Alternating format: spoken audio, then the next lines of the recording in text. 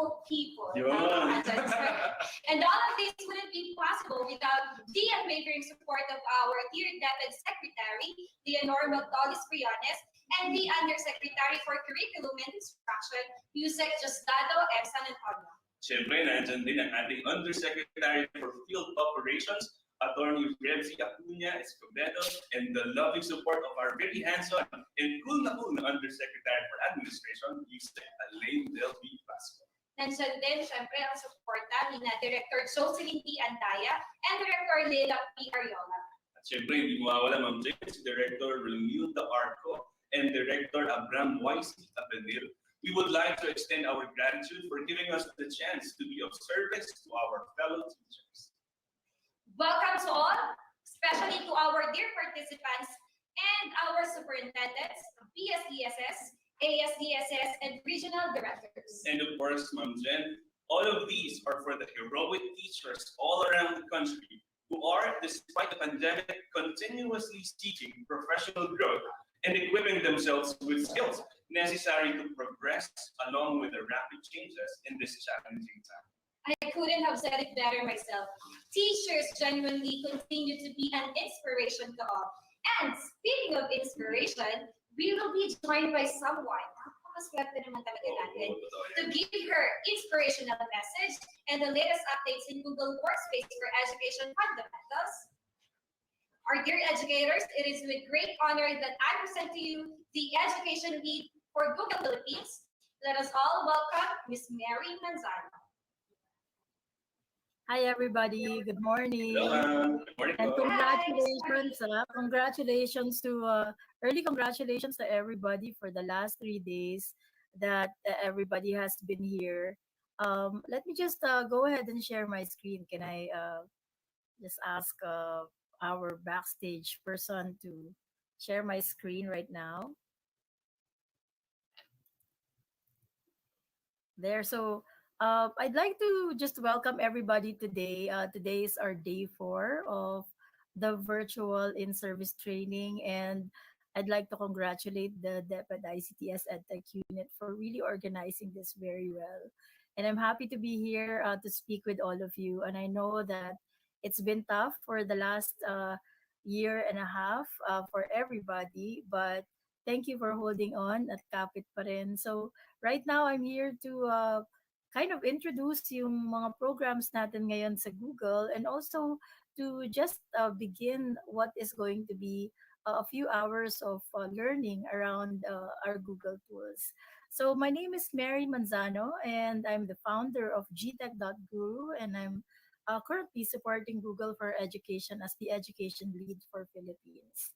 Now, let me just move on to just here. I just want to just again congratulate everybody for making sure that even in this time of unforeseen complexity, even when we know that we were not prepared for distance learning, even though we did not really prepare for this, and there's no allowance for developing a time frame, that everybody was still able to move and to adjust and to adapt and overcome the challenges that are being thrown at us right now.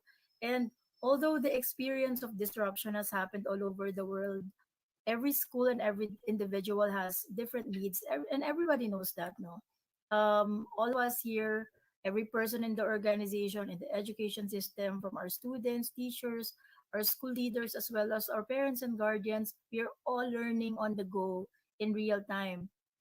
And however, schools around the world have been able to rise to the challenge. And of course, uh, ang mga DepEd teachers natin, kayo pong lahat, hindi po kayo naiiba dito. You also rose to the challenge. And in Department of Education, Google Workspace for Education is actually given for free, no, to all the teachers and staff. Since 2012, we've been partnering with the Department of Education to make sure that our teachers and staff are given that ability to collaborate across islands.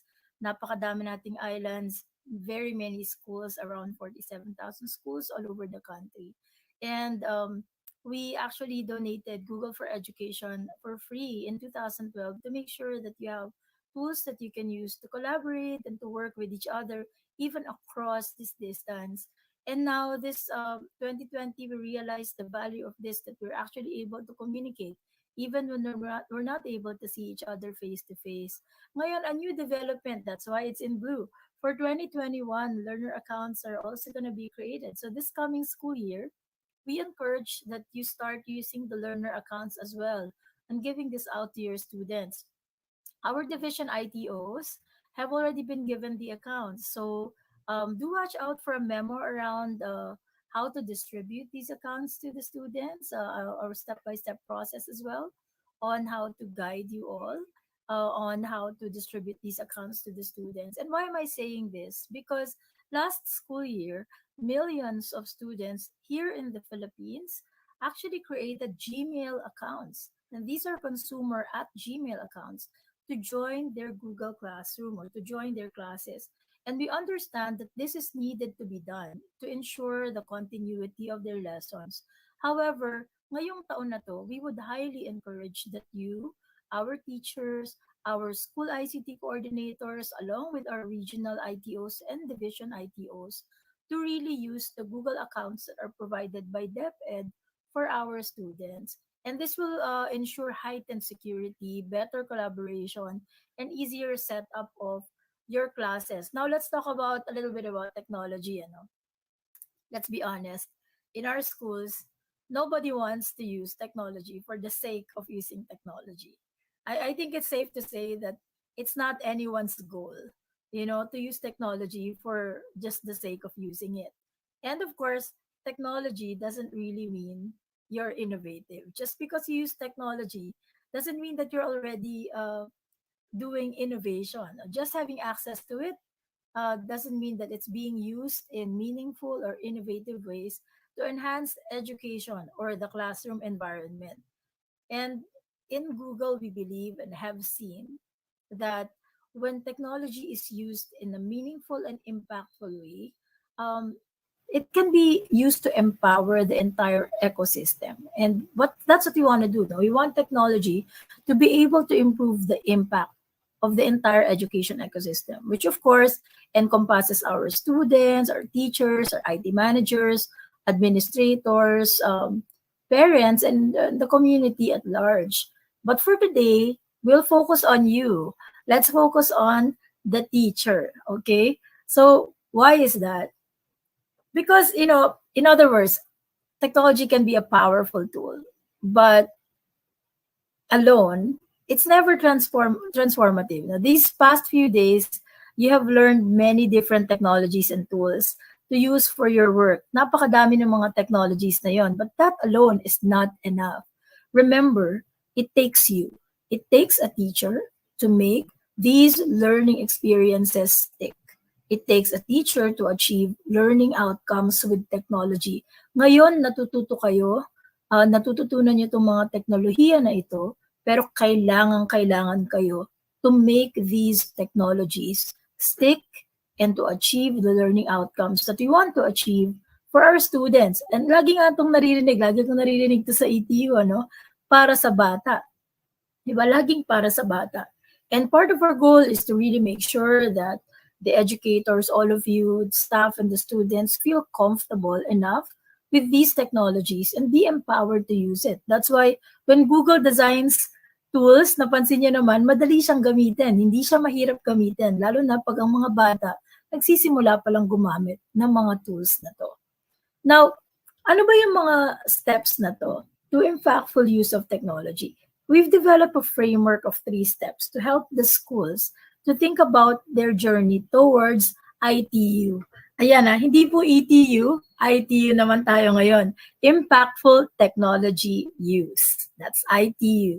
And it's how we orient all that we do on the Google for Education team. We believe 3 things need to happen in order for you to get the impact that you hope to see from technology. So una, access. Schools must have affordable and effective tools and devices so that the students and the teachers have access to technology.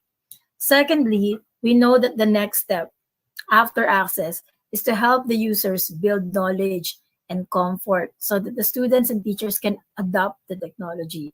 And finally, the ultimate goal talaga is to help schools to drive systemic change and shift culture so that your schools can then transform your lesson plans, transform your lessons, transform the learning with technology. So I'm going to dive into it one by one. Firstly, I'd like to make sure that sa access, affordable access to effective technology for learning and teaching is really foundational to preparing students to make a difference in a rapidly changing world. We've seen this in so many countries in the world that have been adopting technology. Number one talaga, especially in developing countries like ours, is affordability as much as possible. Huwag masyadong magastos, ano? Lalo na medyo mahirap ang buhay ngayon. And that's also one of the reasons why Google has also developed some of these technologies that are affordable for you. Gaya nga na sabi ko kanina, Google Workspace for Education is provided for free with free licenses to all of the DepEd users, all teachers, all employees, and now pati mga estudyante natin. So if we have last year, we had around 22 million students. So we're hoping that it's going to be the same or maybe even more this year. And we'll be providing that same service to Department of Education. Now, taking our minds back to 2006, when it all started, the idea talaga was to bring what was then known as Google Apps for Education. So kung medyo matagal na kayo sa DepEd at nagsimula kayo sa Google Apps at naging G Suite for Education, ang pangalan niya na ngayon ay Google Workspace for Education. So the idea then was to see how it would impact teaching and learning. And nandito tayo ngayon, many years later, with our core values and our mission at heart, bringing the best of Google tools, gaya ng Google Workspace for Education, gaya ng Google Classroom, and Chromebooks that we recently piloted to 15 schools in the country, and putting them into the hands of educators, helping them to become more efficient and productive. Now, when you take a look at Chromebooks, ano ba to? A lot of people have been asking me, Miss Mary, ano ba yung Chromebooks? Chromebooks are actually just laptop form factors. It's a computer like any other. Ang difference lang yan is it's running on something called the Chrome operating system, which, gives you a faster experience. So that means mabilis ang boot up time, matagal ang battery life, hindi agad namamatay. So battery life would normally last anywhere between 8 to 10 hours depending kung ano yung machine na ginagamit mo. And the Chrome Education upgrade as well would ensure that there is control. Yung mga policies ng school ay nakalagay dun sa Chromebook kahit nasan pa yung bata, kahit nasa bahay siya. Pag sinabi mong bawal ang certain websites, hindi niya yun ma-access. Now, the good thing about this is when you take a look at Chromebooks, people would ask, Miss Mary, if it's really running on the web, paano na lang? Anong mga apps yung pwede kong gamitin? There's a whole host of apps. And even now, even if you're not on a Chromebook, you can visit the Chromebook App Hub. And I'm going to be giving the DepEd ETU as well a copy of this presentation so that you can be able to access this later on from your learning management system and access it at your own time after the Inset. I understand that right now, many people are trying to access the learning management system, and there's like so many concurrencies. And so we're going to be uploading this material as well into your LMS so that you can get a copy of this and find out a little bit more about it. So Chromebook App Hub, pag ginugol niyo po yan, you can find many different apps that would inspire our digital citizens, our budding digital citizens, our future scientists, our future world explorers, future engineers and doctors. Pwede silang ma-inspire. Pwede kayong ma-inspire as teachers para malaman niyo ano kaya yung mga apps na bago ngayon. Ano kaya yung mga applications na pwede kong gamitin for the grade level that I'm teaching, for the subject that I'm teaching. So the applications that are in the App Hub is actually categorized based on subject and grade level, as well as whether it is also only on the web or something that you can download in your Android tablets or Android phones. As you know, ang Chromebook ngayon actually runs Google Play. So that means kung may mga Android apps, mag-run din yon on Chromebooks. Now, some of the schools that we have been working with have a 1:1 program, but here in the Philippines, developing country tayo, kaya hindi lahat ng schools may 1:1 program. Paano kaya yon? So, typically, kapag nasa eskwelahan na tayo, pwede namang i-share yung mga devices. And kung meron kayong bring your own device, and at the moment, alam natin na we're encouraging people to use whatever device they can use in order to access these materials. And the good thing about our Google products and our Google applications, itong mga applications na to, most of them actually have mobile applications na pwedeng i-download ng bata. And kahit na offline sila, ma-access pa rin nila yung mga files nila. So that's it, ano? So at home Wi-Fi access, not everybody has Wi-Fi, but I heard that the DepEd is actually giving support as well to the teachers by giving teachers good connectivity also, and that's really great. Now that's something that DepEd has been supporting, and I really applaud that effort. Now, the next one is adopt. And dito I dwell a little bit because adoption is really close to my heart. I really make sure that people are trained into using technology, that they know how to use it well, and that they're applying the right pedagogical practices. I myself, I'm also a Google certified trainer and a certified innovator. And I'm going to talk about my programs in a while. No? So firstly, the teacher center. Ano ba tong teacher center? We don't have a lot of time today. I'm only going to be speaking for the next 20 minutes. So that means wala tayong masyadong oras to delve deeper into each of these applications. I would love to go ahead and train you on some of the tips and tricks that I've learned throughout the years. But the good thing about it is a lot of these tips and tricks have already been put into the teacher center. So to begin the adoption journey, the first resources that I'm going to really highlight are those that are designed specifically for teachers by teachers. A lot of the resources that you will find in the teacher center were also written by teachers and shared to other teachers as well. Now, ano ba tong teacher center na to? It's a hub for professional development. It's a great resource for you at every end of the level of technology that you are in. So whether you're just starting out in using Google or whether you've been using our tools for years and years, there is content here for everybody. And if you're a teacher, just think of this as your starting point and one-stop shop for all that Google can do to support you. So it's no longer just training now. This is training written by teachers for teachers. These are certifications that you can check out. There are programs here as well that you can be a part of. There are resources that you can already download and use. And there are communities that you can be a part of. And the great thing about this is that everything is completely free. Now, firstly would be the Level 1 Fundamentals Training. It's a free interactive online training curriculum that is created by educators, designed by them who are new to Google tools. This course will teach you the best strategies for integrating Google in your classroom. So for teachers, you can start here to begin supercharging your teaching practice to save time and support student learning. So you can complete this online course and school leaders, please encourage your educators to develop professionally and demonstrate proficiency of these Google tools. And why am I saying this? It's because Google is so easy to use that sometimes even when a school is not on Google, we find that a lot of their students, a lot of their teachers are still using Google tools. Kaya mas maganda kung mas maging proficient tayo. Tama po.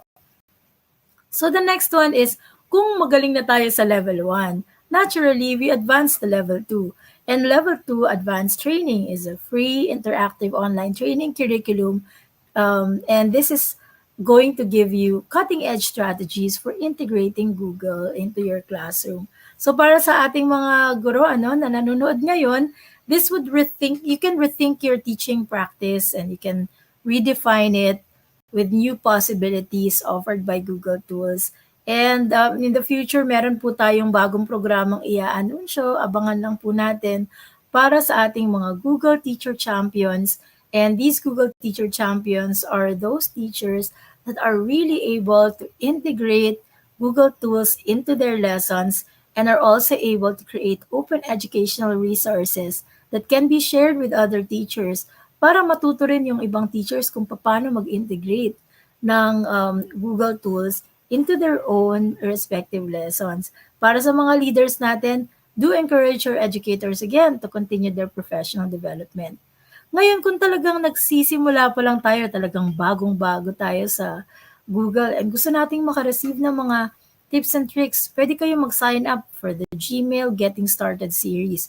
Meron tayong 8-week series, Getting Started po ito. And this Getting Started series would allow you to get emails in your inbox. Ayan po. And pag first time user kayo, no problem. Mga maliliit na video lessons yan that are being given to your inbox every week. Now, here's the good part. We have created a Getting Started curriculum that are 3 modules long. Itong Getting Started curriculum na to, in cooperation with the DepEd ICTS EdTech Unit, we are putting this inside the DepEd LMS. Ang kagandahan nito, yung LMS po natin, alam natin sa Friday is magkakaroon yata tayo ng walkthrough, ano? On the learning management system. At ano pa yung mga goodies na pwede niyong makuha dito sa LMS ng DepEd. Now, the great thing about this is that we are putting a lot of our materials into the DepEd LMS. And one of these is the Getting Started program for Google Workspace for Education. So this is a 3-module program that we are launching on the first week of classes. And pag in-announce po namin ito, ma-access nyo na po ito sa inyong respective LMS. And pag na-complete nyo po itong Getting Started na modules na ito, it will really help you to, one, to prepare you for certification, and two, to become a Google Teacher Champion in your own schools and inside DepEd.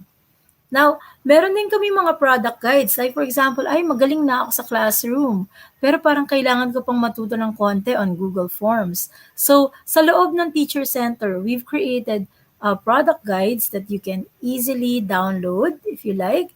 There's also a shorter baseline tutorial videos that are included in each of these products. So, we launched this online hub in the Teacher Center to house these tutorial videos and resources so that you can get started with our tools. And also, kung meron na kayong, kung magaling na kayo sa isa sa mga tools, then pwede na kayo mag-move on din sa susunod na tools. And you can actually see that these tools are also giving you videos on YouTube that you can use to build digital fluency sa mga estudyante. Lalo na napaka-basic ng mga ibang videos. So for some of your students na nangangailangan ng konting help on digital fluency, you can use these product training modules to prepare you as a teacher and to prepare your students so that they can get started immediately in using our tools. Ayan. Tapos, ang ating teacher training courses, to best prepare our teachers to use all our tools, meron din tayong mga iba-ibang klaseng tools na or trainings that are available for different types of topics. The first one is tools for diverse learners. Bakit may ganito? Kasi we need to make sure that our tools are accessible. What if meron tayong mga kids or mga students that may be challenged right now in their hearing or eyesight? Meron tayong mga accessibility features and pwede niyong i-take yung course na ito on tools for diverse learners so that you can learn a little bit more on accessibility features of our tools and our Google applications, how to turn them on, and when you might want to use them with your students.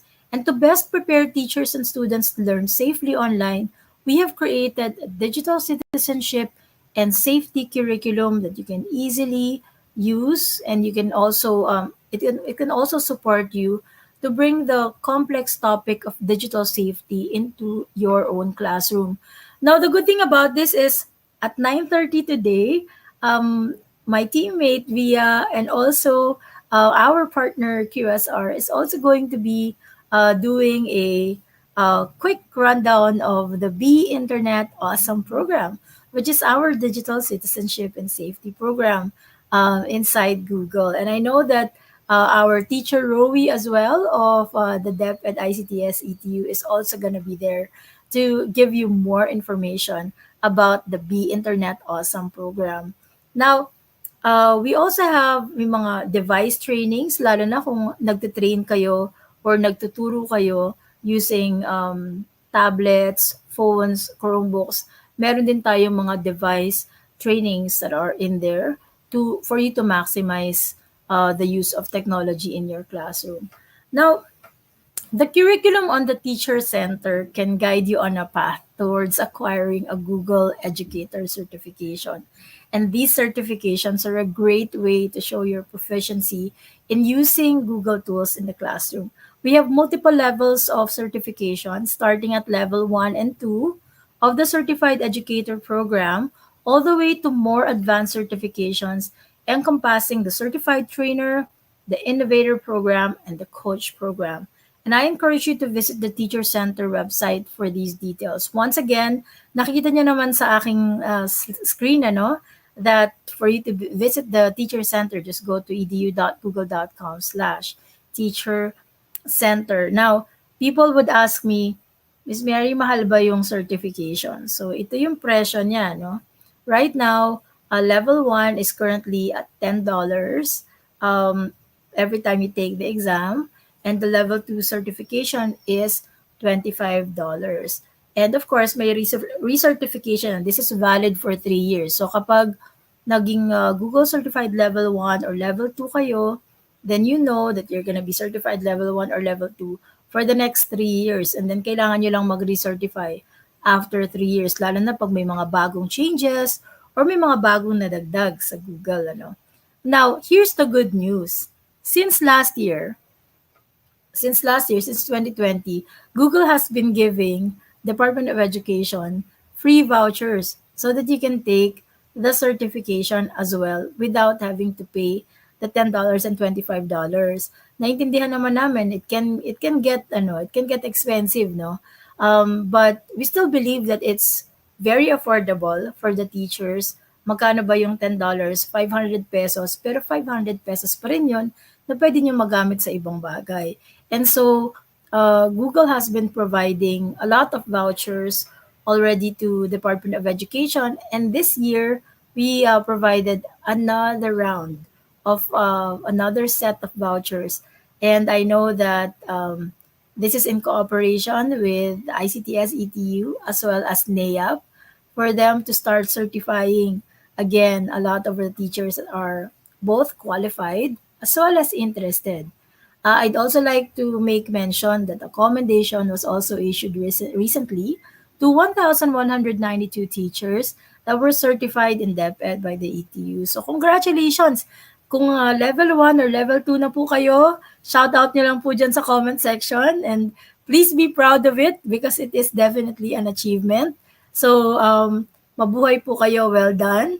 And para po dun sa mga tao na gusto pang mag-take ng certification, you are very, very welcome to actually take that certification. Just make sure that you go through the training first or kung meron pong mga available na trainings available sa NAEAP as well as sa ETU, then you can definitely avail of these trainings to prepare you for the certification. Now, kapag certified na po kayo, pwede na kayong mag-move. Pag level 1 and level 2 na kayo, pwede na kayong mag-move dun sa programs that we are offering, gaya ng Certified Trainer Program. The Certified Trainers Program is a community program that empowers instructional leaders to support educators. So, if you are a teacher, teaching teachers, then I think the Certified Trainer Program may be the program for you. No? GCTs, we are passionate. I have to say we because I'm also a Google certified trainer. We are passionate and we are driven education professionals who conduct top-notch teacher PD and change management so that we can help others transform classrooms with technology. And I'd like for more DepEd teachers to be part of this program so that we can help other teachers to be better at using technology in the classroom. You can basically use the trainers in your schools to encourage the teachers and the coaches, alam niyo yun, to apply for the program and also making sure that our teachers have the necessary support they need in their respective divisions or school. Ito po ang challenge ko ngayon sa DepEd, magkaroon ng Google Certified Trainer sa bawat isang division. So yun po yung unang challenge natin na sana po ay magkaroon ng isang Google Certified Trainer sa bawat division na makakatulong sa mga teachers ng bawat division, sa mga schools ng bawat division para matuto kung paano gamitin yung technologies na ito. Next one would be some of our Google Educator groups. We have Google Educator groups, and the good thing about this is we have a really great representative mamaya, Ms. Maan de Guzman, who's going to talk about the community of the Google Educator groups. So ito pong GEGs na to, this is community formed, voluntary po ito, but the good thing about it is this is made of passionate educators that are willing to share their knowledge to other teachers. And the Google Educator groups in the Philippines has always been vibrant, and we want to make it bigger. We want to make sure that it's all inclusive. At kung teacher po kayo, passionate po kayo sa Google tools, and you want to be able to share your knowledge or even just to learn and connect with other teachers on how to use Google tools, be a part of the Google Educator groups. So Maan is going to be talking later about that. Kaya po abangan natin. So best way to find out more about this. Kaya po stay tuned.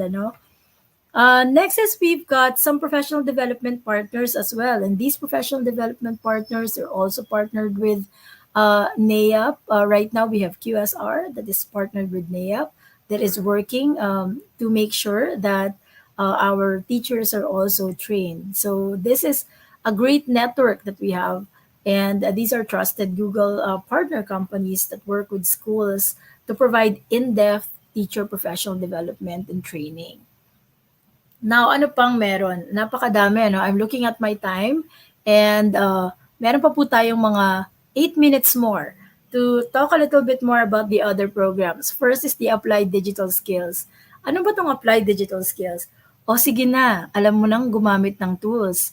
Paano mo naman siya gagamitin? Saan mo siya gagamitin? So the Applied Digital Skills is a free digital literacy curriculum that was designed to prepare learners. So hindi lang po ito para sa inyo, para rin po ito sa mga bata. And this is to prepare them for the growing number of jobs that require basic digital literacy. This is actually perfect for our grade 11s and grade 12s. The learners are able to practice practical life skills while building creative projects using the Google's suite of applications. Now, I would really highly encourage that if you're a senior high school teacher, to encourage your senior high school students to take the Applied Digital Skills courses. There are many courses in here, including how to organize events, how to create a good resume, create a compelling resume, right? How to apply for a job, how to pass your job interview. Like all of these skills, all of these things that we do in our life right now, practical life skills, normally need some digital literacy. So this program brings together the digital skills and the practical life skills to help learners develop unique projects. And each lesson would consist of a set of videos that students can watch to obtain step-by-step instruction on how to, for example, collaborate in a group to develop a creative presentation using Google Slides, or how to create a household budget or an office budget using spreadsheets. So Applied Digital Skills has over 120 hours of content. The units and the lessons here are designed to be flexible and will work with many different subject areas. And we found this is really a great program to help students learn how to use technology in meaningful, applicable ways. But that it's also been very helpful to teachers as well. So even for you, for teachers, for adult learners, and especially yung mga admin staff natin, once they take the Applied Digital Skills course, then they learn how to use Google Workspace in their respective roles. Yan po, ano? Next is CS First. Ito naman, kung nasa senior high tayo kanina, baba naman tayo ngayon sa mga bata. CS First is a free computer science curriculum that makes coding easy to teach and fun to learn. So ito po ay isang introductory computer science curriculum para sa ating primary and secondary schools. So kung gusto niyo pong mag magturo ng computational thinking, so this curriculum was actually designed to be fluid. So educators can integrate a unit into any subject matter that they may be teaching. The best part is no computer science experience is needed from the teacher or the student to begin using this curriculum. Kaya po CS first.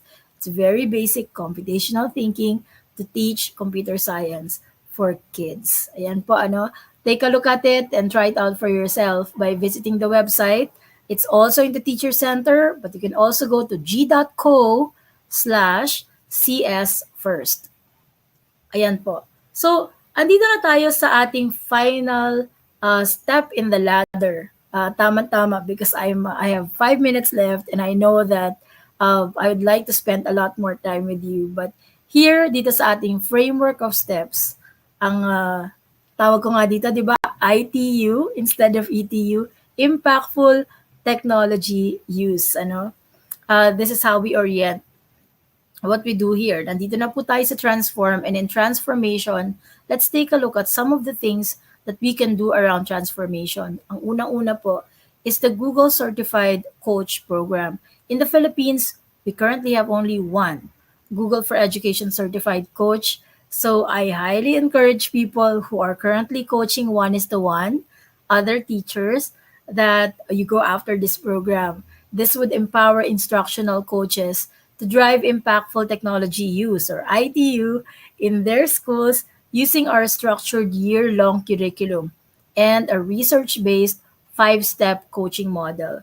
Now, Google for Education certified coaches work one-is-to-one with teachers to identify and adopt technology-based solutions to solve classroom challenges. Yun yung una, no?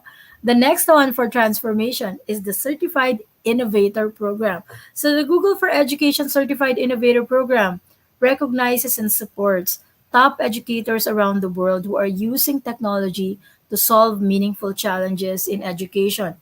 So become a certified educator, or sorry, certified innovator, and join a community of more than 2,200 passionate educators in over 50 countries. So ganun pa lang po kakonte, ano, ang Google Certified Innovators all over the world. In over 50 countries, we're excited to grow professionally, advocate for innovative technologies, and drive school transformation. Here's the good news. Kung nakapag L2 na po kayo or certified level 2 na kayo, pwede kayong mag-apply as a Google Certified Innovator. And ang Certified Innovator application po natin, applications are now open until September 17. So hanggang September 17 po ang close ng application. So if you're interested and you feel that you're an innovative teacher, go ahead and apply to become a Google for Education Certified Innovator. So just make sure lang po na dapat nakapag-certified level 2 na po tayo. Yun po ang requirement natin for the Certified Innovator Program.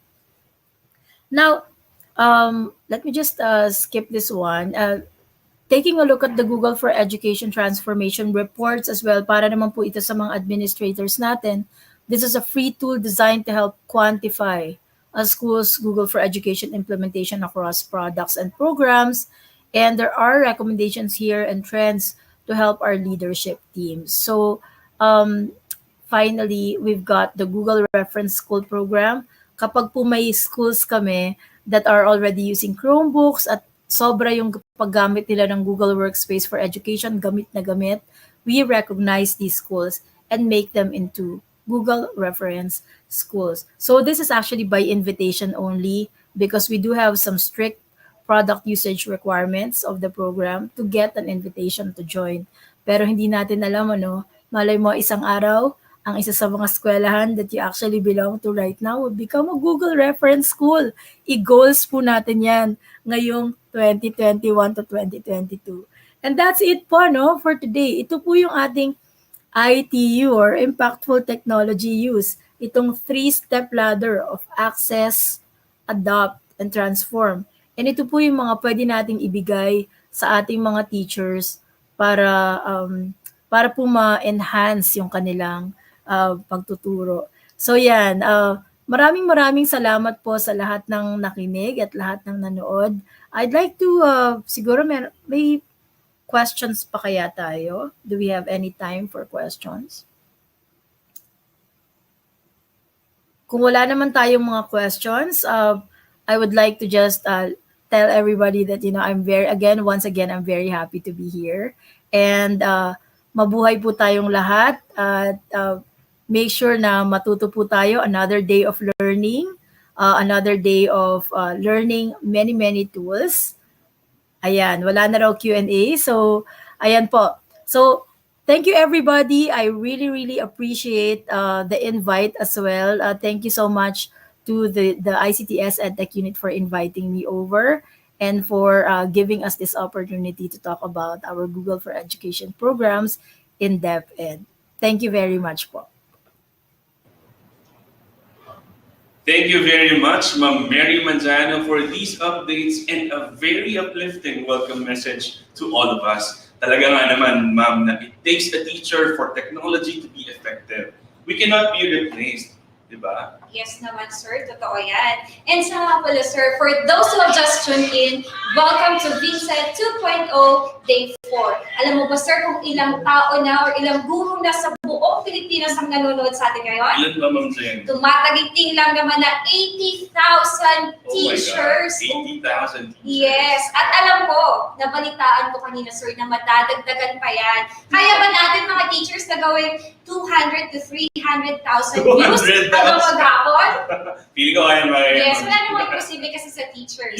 Your active participation is important throughout the session. So please feel free to share and comment if ever you have questions or clarifications. And Sir DJ, just a reminder to everyone before we continue our attendance.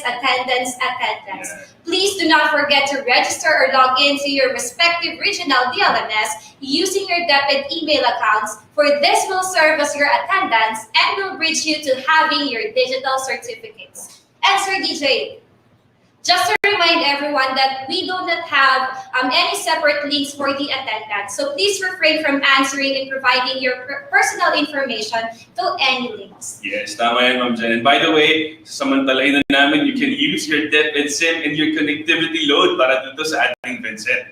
The same goes with our evaluation form later. Please feel free to rate how well the session's learning objectives are fulfilled and how effectively the seminar or conference sessions met our needs as educators, and what may be improved in the future. Just click on the link that you can see on your LMS account. Yes, and one more thing, Sir DJ, we would like to reiterate that this Inset 2.0 is not mandatory. We are giving you the full discretion to attend and watch the 5-day training and learn with us. And Sir DJ, this is Biker News. So if ever you miss the live broadcast, you can still watch the replays on DepEd Philippines FB page and YouTube channel, DepEd EdTech Unit FB page and YouTube channel, and also in DepEd TV YouTube channel.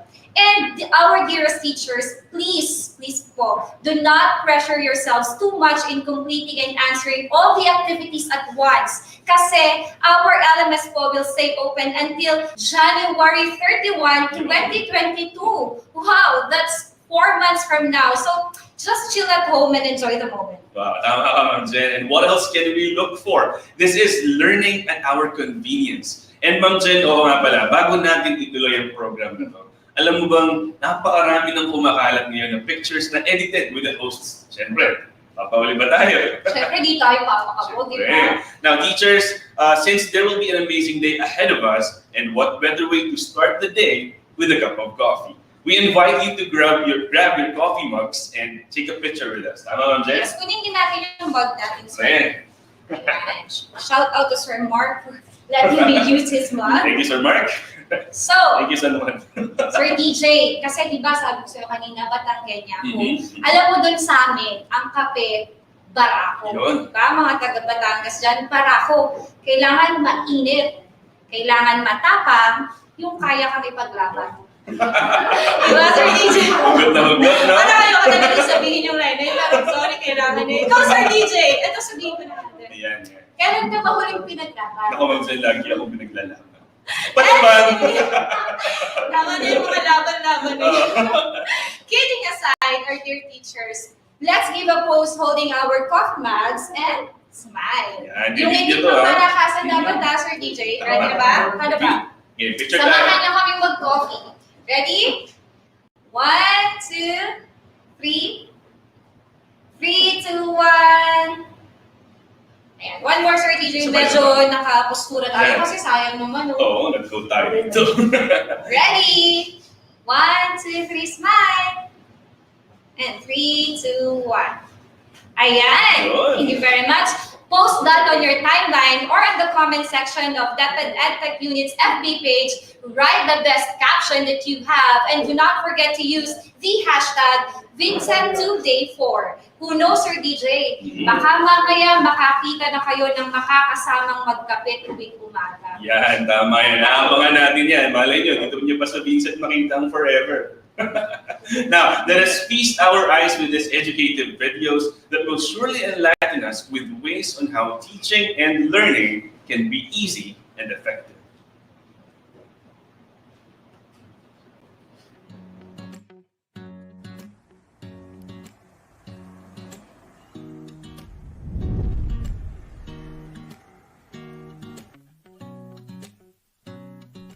Miss Carlene, kanina ka pa ba? Naku, pasensya na ngayon lang ako nakarating ha.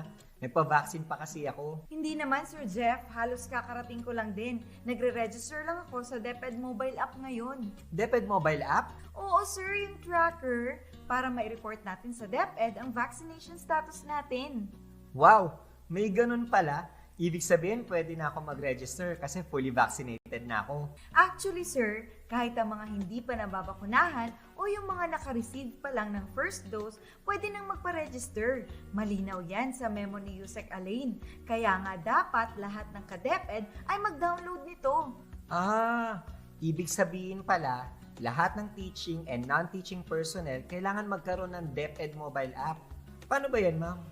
Ay, sus, dali lang si... Una, pumunta sa App Store or Google Play and key in DepEd Mobile sa search box. Click Install. Kapag installed na, click Open. Then, sa app display, may dalawa kang pagpipilian. Sign in at Sign in with DepEd Commons. I-click ang Sign in with DepEd Commons para sa mas mabilis na pag-access at account confirmation. Siguraduhin na mag-sign in gamit ang inyong DepEd email address na deped.gov.ph and click Authorize to proceed. Pagkatapos ay mapupunta kayo sa User Profile Update. Siguraduhin na tama ang mga ilalagay niyong information gaya ng inyong first name, middle name, last name, and mobile number. Tick the I belong to a school box kung kayo ay kabilang sa isang paaralan. Continue to select school by entering your school ID and password. Kung ikaw naman ay walang kinabibilangang paaralan, just tap Select Region and choose the appropriate option. Kung ikaw naman ay isang division personnel, continue to select division assigned in. Kapag tapos na, i-click ang Update. Pagkatapos nito, lilitaw ang Mobile Application Privacy Policy, basahin ang Privacy Policy and click Agree. Pagkatapos nito ay mapupunta kayo sa home page. Go to Surveys or Trackers by clicking View Now. Pindutin ang arrow sa right corner ng page para sagutan ang self-reporting tracker. Tandaan na lahat ay kailangang mag-report ng kanilang vaccination status, fully vaccinated man o may first dose na o kahit hindi pa nababakunahan. May mga paalala sa pagsagot ng self-reporting tracker. Una, laging aalalahanin na ang information na ilalagay mo gamit ang iyong account ay sa iyo. Huwag mag-login gamit ang iyong email address at lagyan ang information ng ibang tao. Pangalawa, ang mga tanong na naka-asterisk ay kinakailangang sagutan. Pangatlo, sundin ang suggested answer format. Kapag alam na ang mga ito, maaari nang sagutin ang self-reporting tracker. Ilagay ang inyong pangalan, edad, designation, at specify kung kayo ay teaching or non-teaching personnel. Ang unang tanong ay aalamin kung registered ka for COVID-19 vaccination. Kung hindi, tick no, and you will be instructed to proceed to question number 9. Kung oo naman, tick yes and proceed to the next question. Ang mga sumusunod na katanungan ay humihingi ng impormasyon gaya ng kung saang priority group ka nabibilang, anong brand ng vaccine ang naiturok sa iyo, at petsa ng first dose and second dose mo. Kailangan mo din mag-upload ng photo ng iyong vaccination card. Tingnan din ang listahan ng mga adverse reaction at i-tick ang box kung may naranasan ka sa mga ito. Kung wala naman sa listahan ang iyong naramdamang adverse reaction, ay maaari mo itong isulat sa ibaba. Aalamin din kung ikaw ay may allergies at kung ang lahat ba ng tao sa inyong bahay ay bakunado na rin.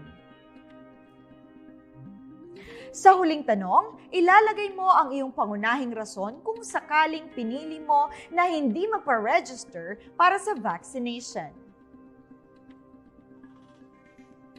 Kapag tapos ng sagutan, i-click ang Submit. Lilitaw sa screen ang Review Answers kung ang lahat ay nasagutan. I-click ang Proceed upang tuluyang masubmit ang form. Lilitaw naman sa screen ang Unable to Submit Form message kung mayroon kang nakaligtaang sagutan. Kapag lumitaw ito, i-click lamang ang Back to Survey at sagutan ang parte na may nakasulat na this field is required. Pagkatapos ay mag-log back sa app at i-update ang self-reporting for COVID-19 vaccination tracker kung mayroong mga pagbabago sa user's COVID-19 vaccination status gaya ng indication of registration, schedule of doses, adverse reactions experienced, or any other related updates. Mahalagang ma-download ang DepEd mobile app dahil sa susunod na system updates, magagamit na rin natin ito para sa health status report, school facilities report lalo na kapag may bagyo o lindol, at gagamitin din natin ito sa darating na May 2022 elections. At ito pa, sa pamamagitan ng DepEd mobile app, agad tayong ma-update tungkol sa ating free connectivity load at pati performance bonus. Kaya dapat ngayon pa lang, mag-download at mag-register ka na. O diba, super easy lang? Baskog ay. Ang dali lang pala at tamang-tama dahil kakatanggap ko lang ng free connectivity load mula sa DepEd. Makakapag-download na ako ng DepEd mobile app. Same here! Got mine from our property custodian. #salamat DepEd talaga. Miss Carlene, it's your turn. O siya sir, mag-shoot na kami ng video lesson. Mag-register ka na dyan ha. Sige, ma'am. Uy, Miss Pam, nakatanggap ka na rin ba ng free connectivity load mula sa DepEd? Oo, sir. Kabibigay lang ng supply officer namin. Ito nga't buhay na buhay ang cellphone ko sa tumataginting na 100 gig, good for 3 months. At kung titipirin, aabot pa ng 1 taon. Tamang-tama, mag-download ka na rin ng DepEd mobile app. DepEd mobile app? Ano yun? Madali lang, akong bahala sa'yo.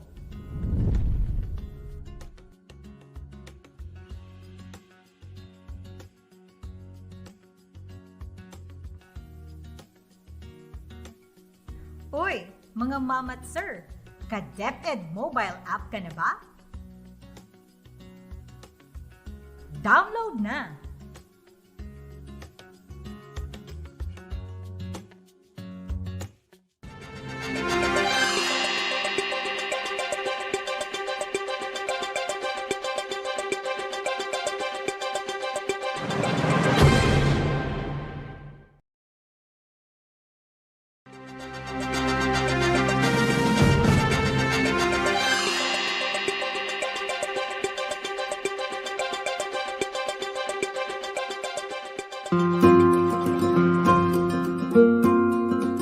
Magandang araw sa inyong lahat.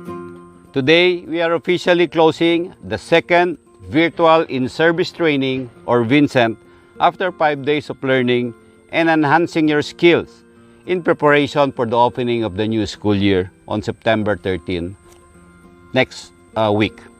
The first day of the Virtual Inset coincided with the celebration of the National Heroes Day of the Philippines. Or maybe I can say, this day was indeed providential. Ito ay naging isang selebrasyon ng mga bayani sa larangan ng edukasyon.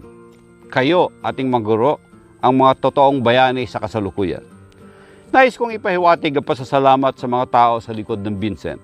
At sa inyong lahat na lumahok, salamat sa inyong patuloy at walang pagod na pagbibigay serbisyo. As the world becomes integrated and increasingly interconnected, so do the hazards we face. Our country, together with other countries, is still affected by COVID-19 pandemic. Regardless of who we are, our nationality, level of education, gender, or economic capacity, we are all affected by this pandemic, and education is no exemption. Kaya naman tayo sa kagawaran ay patuloy ang paghatid ng mga alternatibong pamamaraan para sa edukasyon ng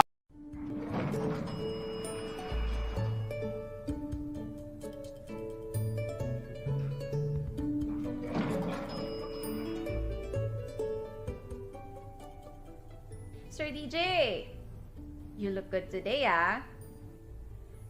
Bagay sa'yo yung bagong uniform ng DepEd. Naks naman. Thank you, Ma'am Pawi. Actually, bagay din sa akin yung 3 pang design. Ano palang kailangan mo, ma'am? Eto nga, sir. Pwede ba akong makikonnect sa internet mo? Kasi sir, may meeting ako mamaya kaso naubusan ako ng data. Tapos, unable to register ako sa mga internet promos until now. Ganun ba, ma'am? Yung SIM card and connectivity load na bigay ng DepEd, nagamit mo na? Nakuha ko na from school property custodian, kaso lang, hindi ko pa nagagamit. Bakit di mo pa gamitin?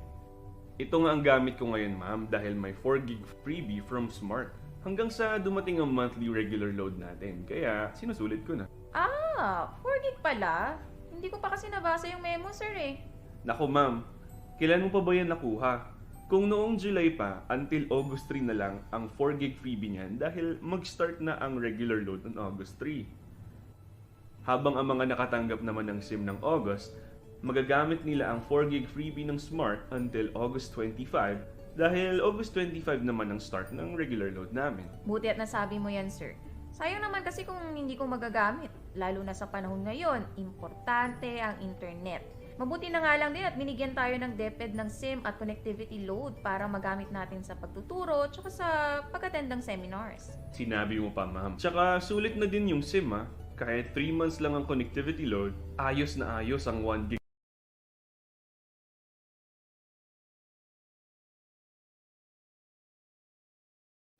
Browsing and learning to use the internet is one of the easiest and funnest things to do today. A click here, another click there, and we can be anywhere. You can meet people from around the world. Hi! Read amazing stories and histories of the past. Ooh. And even have a glance of what may be seen in the future.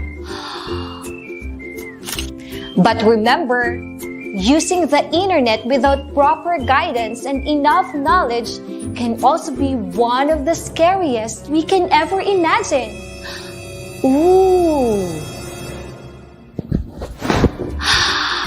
Imagine going on an online trip, seeing the beauty of the place, when suddenly, potential scams pop up and block your way. Scams? These are dishonest tricks used to deceive people. And we don't want that to happen to any of us. So, be your own hero online. Be internet alert. If it's too good to be true, then it's most likely fake.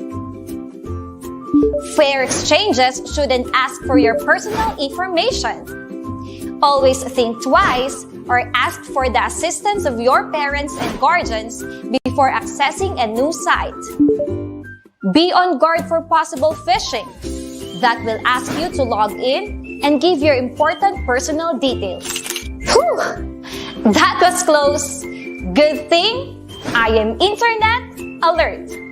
Remember, any effort to steal your information may be a form of scam.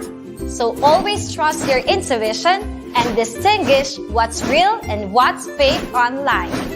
This has been your online hero, Ma'am Jennifer, reminding you to beware by being aware, keep your learning safe, and don't fall for fake.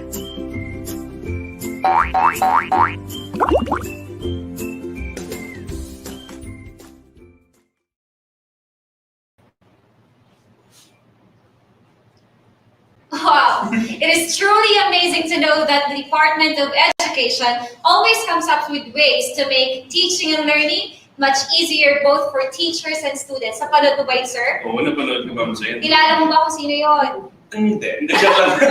Ma'am Jen, yun, nakita niyo naman. And we would like to apologize for a few technical glitches na nangyari kanina. So, alam niyo naman, syempre, we are live, things happen. Uncontrollable yan, no? And we should always be open. Tandaan niyo we should always be open for changes and have new tricks up our sleeves. Because as it is said, old keys can open brand new doors. And in times like these, when we have to keep our doors closed amidst the outbreak that we are experiencing right now, comes a more functional flurry, the dawn of the information outbreak through the internet. Yes, remember, the internet has been and will continue to be our playground for learning. We must learn to make the best out of it. Kaya naman, Sir DJ, let's take this opportunity na maggamit ang isa sa mga benefits ng internet.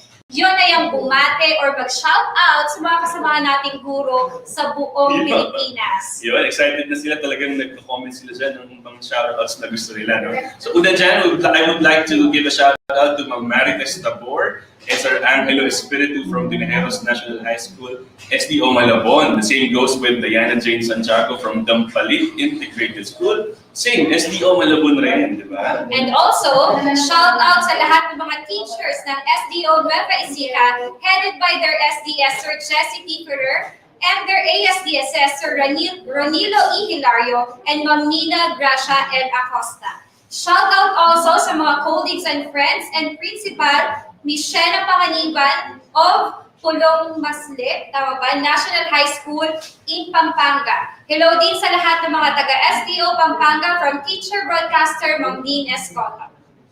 Yan, sasabay ko na rin, Ma'am Jen, si Donna Bueno ng Daan Sarili Integrated School, SDO Cabanatuan City. Happy birthday daw from Sir Neil Arvin Bautista. Yan, Sir Neil talaga. See, sir, how powerful and fun the internet is. Now to tell us how we can be internet awesome, we will be joined by three of the most awesome speakers of their generation. Well, our dearest teachers, if you are excited to meet these internet savvy speakers, let me introduce them to you. Sir DJ, our first speaker is a product marketing manager at Google Philippines. Whoa! Where she looks after consumer apps like search and YouTube, as well as brand and reputation. She graduated from the Ateneo de Manila University with a bachelor's degree in business management in 2013.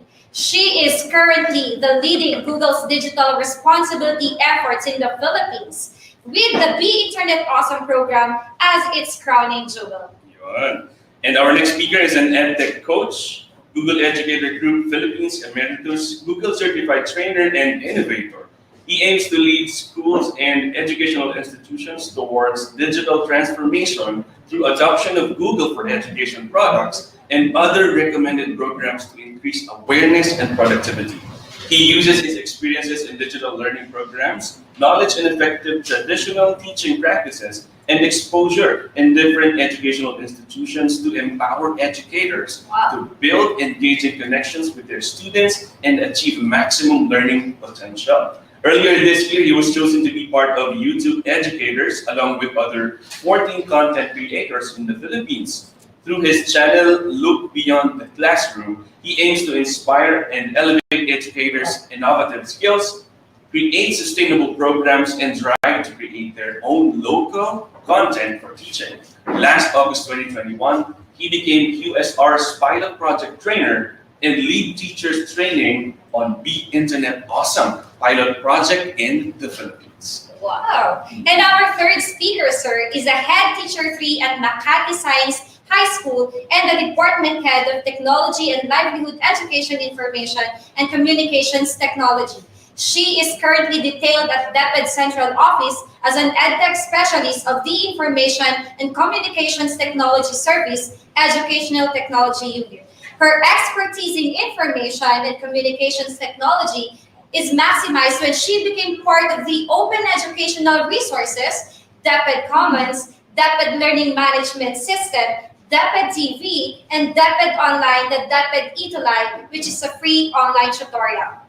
Again, ladies and gentlemen, let us all welcome our three speakers for this morning, Ms. Genevieve Puyat, Mr. Adrian Cruz, and Ms. Rowena A. Reyes. Thank you so much for that warm introduction, and an awesome morning to everyone in the room. Good morning.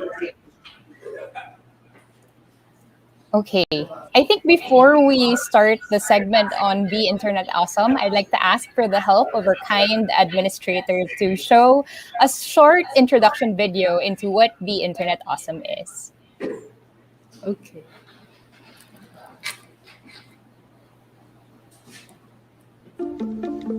I couldn't imagine what the world would be like without internet today. It'd be nothing but chaos. I try to prepare him for the real world. I'm not with him 24/7, so I can't protect him all the time, can I? Kids are inherently curious, and on the internet there's so much knowledge and information that I need to make sure that as an educator that I'm teaching them the skills that they need to start to look out for themselves. The Be Internet Awesome program is designed to teach students in a fun way how to be safe online. You're on a web page and you see a button that says click here and you could win $1 million. What do you think would happen? Yeah, Matthew. Get scammed. Maybe you'd get scammed. Ethan. Whatever you're on could get a virus. What do you do if someone you don't know tries to follow you? I block them because I have a private account. Excellent. We are about to journey into a place that's called Interland to learn how to be internet awesome. Yes. 100 points! Good job, Zaire. All right. You got it. What they do online now is something that's going to follow them for the rest of their lives. The lessons we're doing and the activities that we're doing in the classroom are making an impact. They are developing the skills that they need in order to be able to keep themselves safe online. Looks like it'd be real. It's fake, because look how internet is spelled. Then I would have got fish swimming. Nowadays, the internet is the way people see you. Anybody can post anything on the internet, and sometimes those things that they post are not okay. Be respectful to others. If somebody gets hurt, try to help them. If you come across something that's either inappropriate or like bullying or just anything that makes you feel uncomfortable, you should tell somebody. Be internet awesome.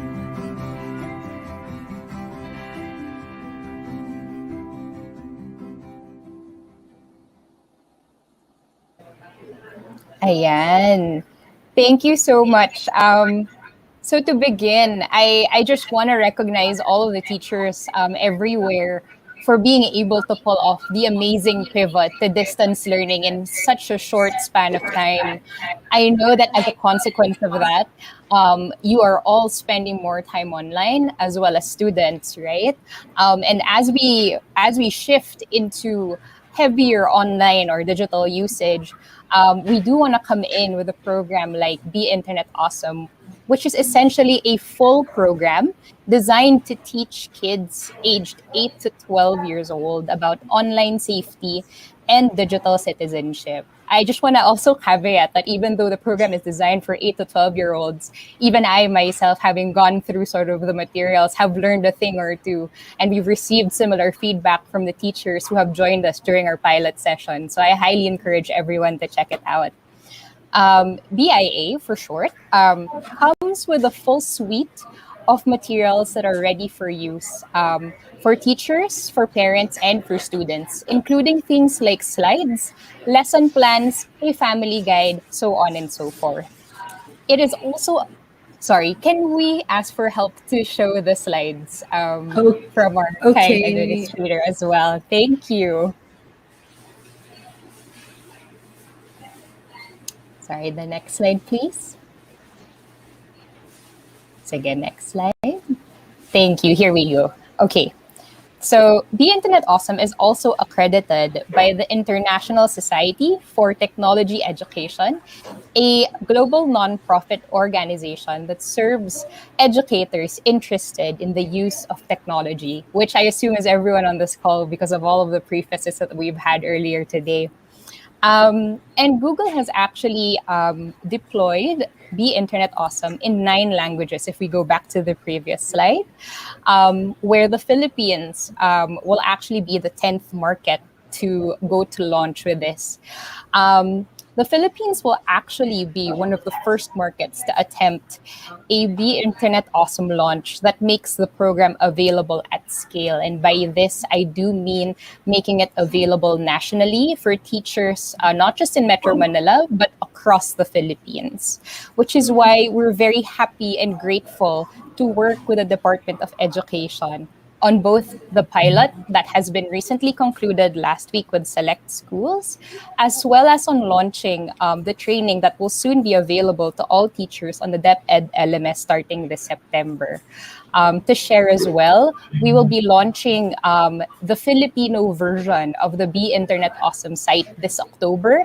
So for teachers who prefer to teach the program in the Filipino language, do watch out for that as well.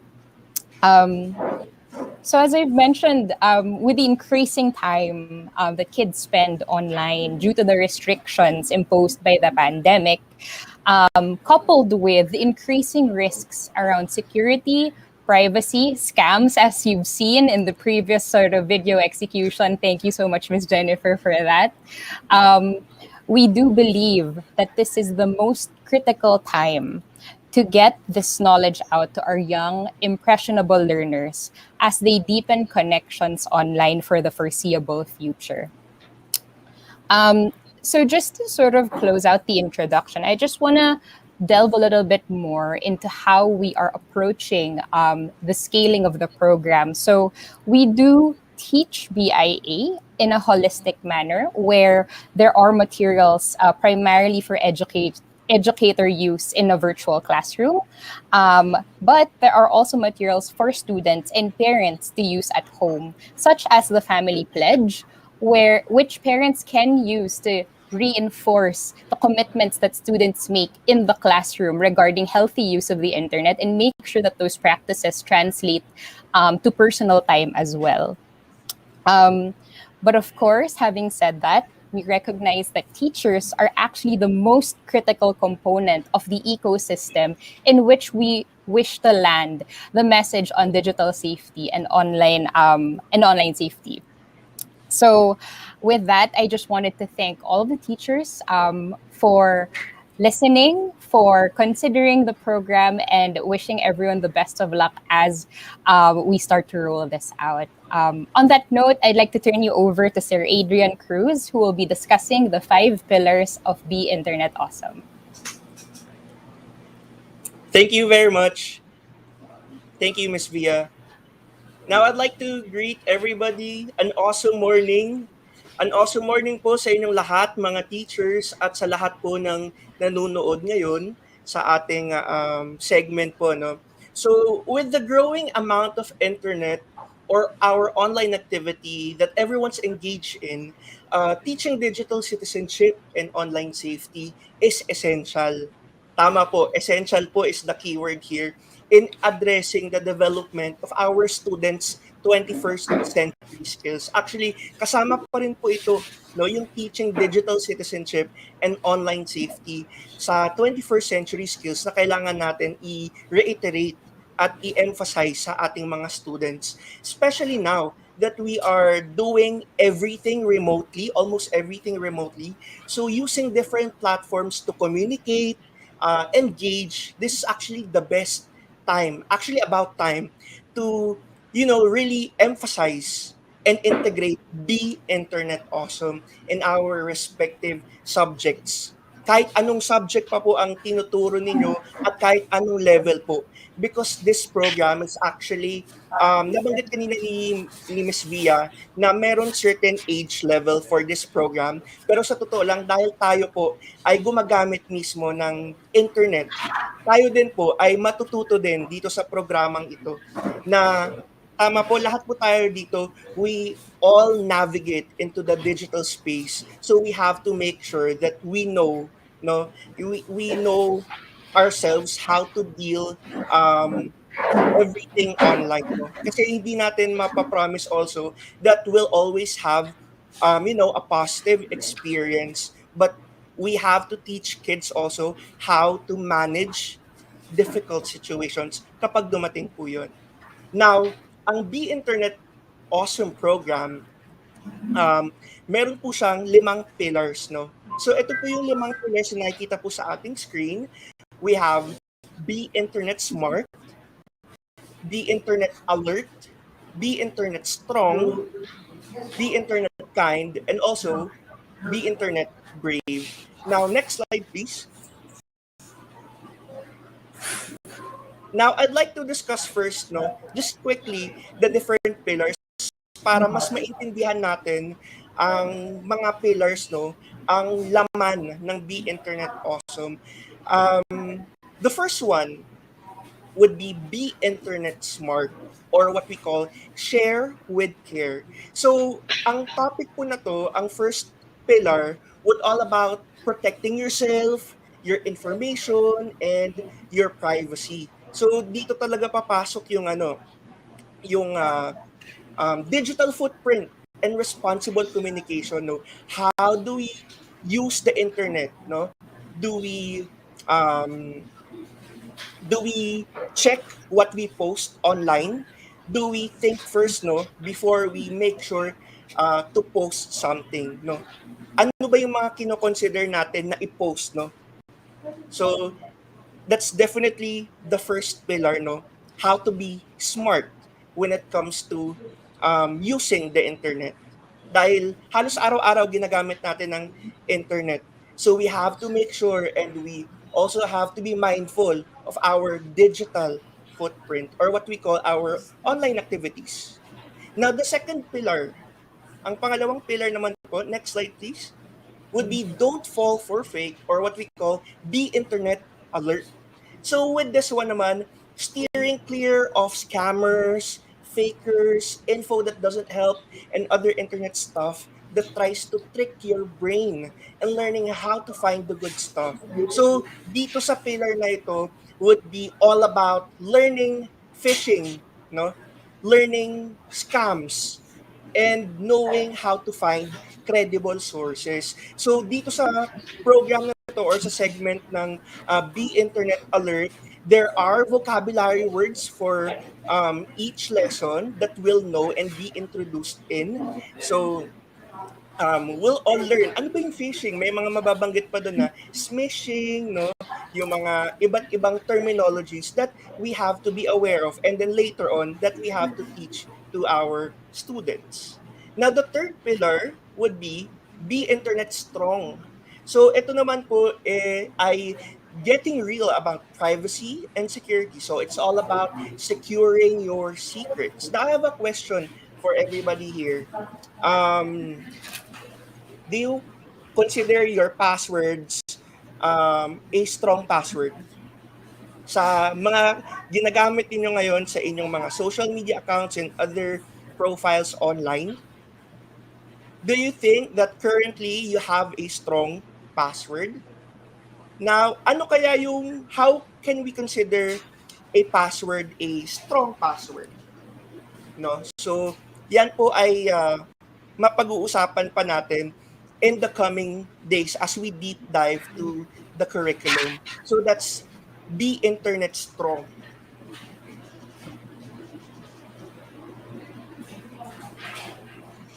Now, the fourth one would be internet kind. So it's cool to be kind. Now, in this challenging time, no, the least that we can do is to be kind to ourselves and to everybody online.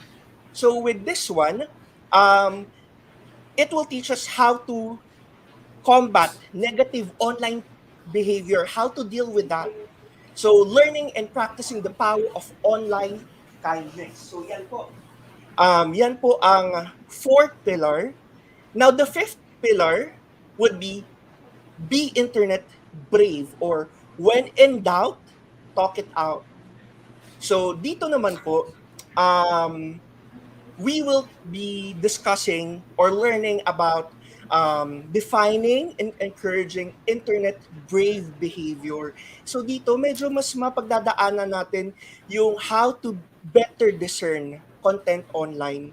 Kung meron bang mga questionable content na mababasa, na makikita or matatanggap through our emails and other platforms, no, we have to teach our students how to discern things, no. So, that's the fifth one. So, yun po ang 5 pillars ng Be Internet Awesome na matatagpuan natin sa curriculum na pwedeng-pwede nating i-download. Now, after learning all the 5 pillars, next slide please. You also have an option to introduce this to your students. This is what we call Interland. So this is a game that you can also introduce to your students. So pwede nyo ipalaro ito. So via web browser lang po ito. So we can consider this as a culmination of all the pillars that we've learned. Kumbaga, ginamify na ito. And also, learning game siya, kumbaga. So, this is Interland that we can use and introduce to our students after teaching the 5 pillars. Now, other than that, we also have different resources that are available to everybody. So you can all access beinternetawesome.withgoogle.com.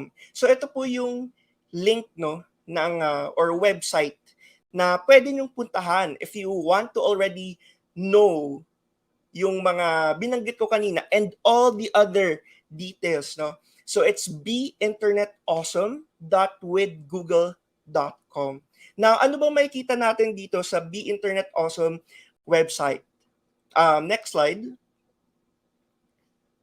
Ayan. Again po, just to reiterate, this program is also in alignment with the ISTE, or International Society for Technology and Education. And then the other one also, maliban dito, this is also, you can also download, ayan, yung curriculum. May mga lesson plans available and other activities that you can use for teaching. Kumbaga, itong programang to ginawa talaga for the teachers to be able to equip them, to equip you, to equip us in teaching this to our students. So when you go to the different pages of the website, next slide please. Ayan, yan po yung mga makikita ninyo that you can already use, no? So the first one here is ready to teach Google Slides. Now for each pillar, no, meron tayong lessons. I think there will be maybe lesson, maybe 5 to 8 lessons per pillar. Now for that one, for each lesson, meron siyang slide presentation that you may already use. Now, dahil ginawa siya internationally, no, what we have to do is when we check all the materials, you can localize them, no? Kung magagawin nating akma doon sa ating mga estudyante, because we know our students well. The other one also, we can customize it. Kung gusto nyo bawasan ng onte or dagdagan, depende sa preference ninyo and need ninyo. you can do that. So that's one benefit of accessing the website of Be Internet Awesome. The other one is media literacy packet. I think this is one of the updated material in the Be Internet Awesome program. Dahil nga po, mas malawak na po ang paggamit natin ng internet, no? Dinagdagan nila ng media literacy content ang ang Be Internet Awesome. So you can also check this out. And then it's also downloadable via PDF. Ayan. The other one is printable classroom activity. So sa totoo lang po, this program was actually created prior to the pandemic. So kumbaga, you also have an option to download activities. Lalo na po kapag nag face to face na, no? Hopefully when we do that, we can also use this or maybe customize this and put that in some of your presentations for your students in the future. Now, the other benefit that we can also get from this website would be, next slide please. Ayan. There are also available Be Internet Awesome lesson posters. So, meron kayong mga options, no, to really make your lessons or be Internet Awesome lessons more engaging for your students. Other than that, meron pa tayong mga paper craft activity template.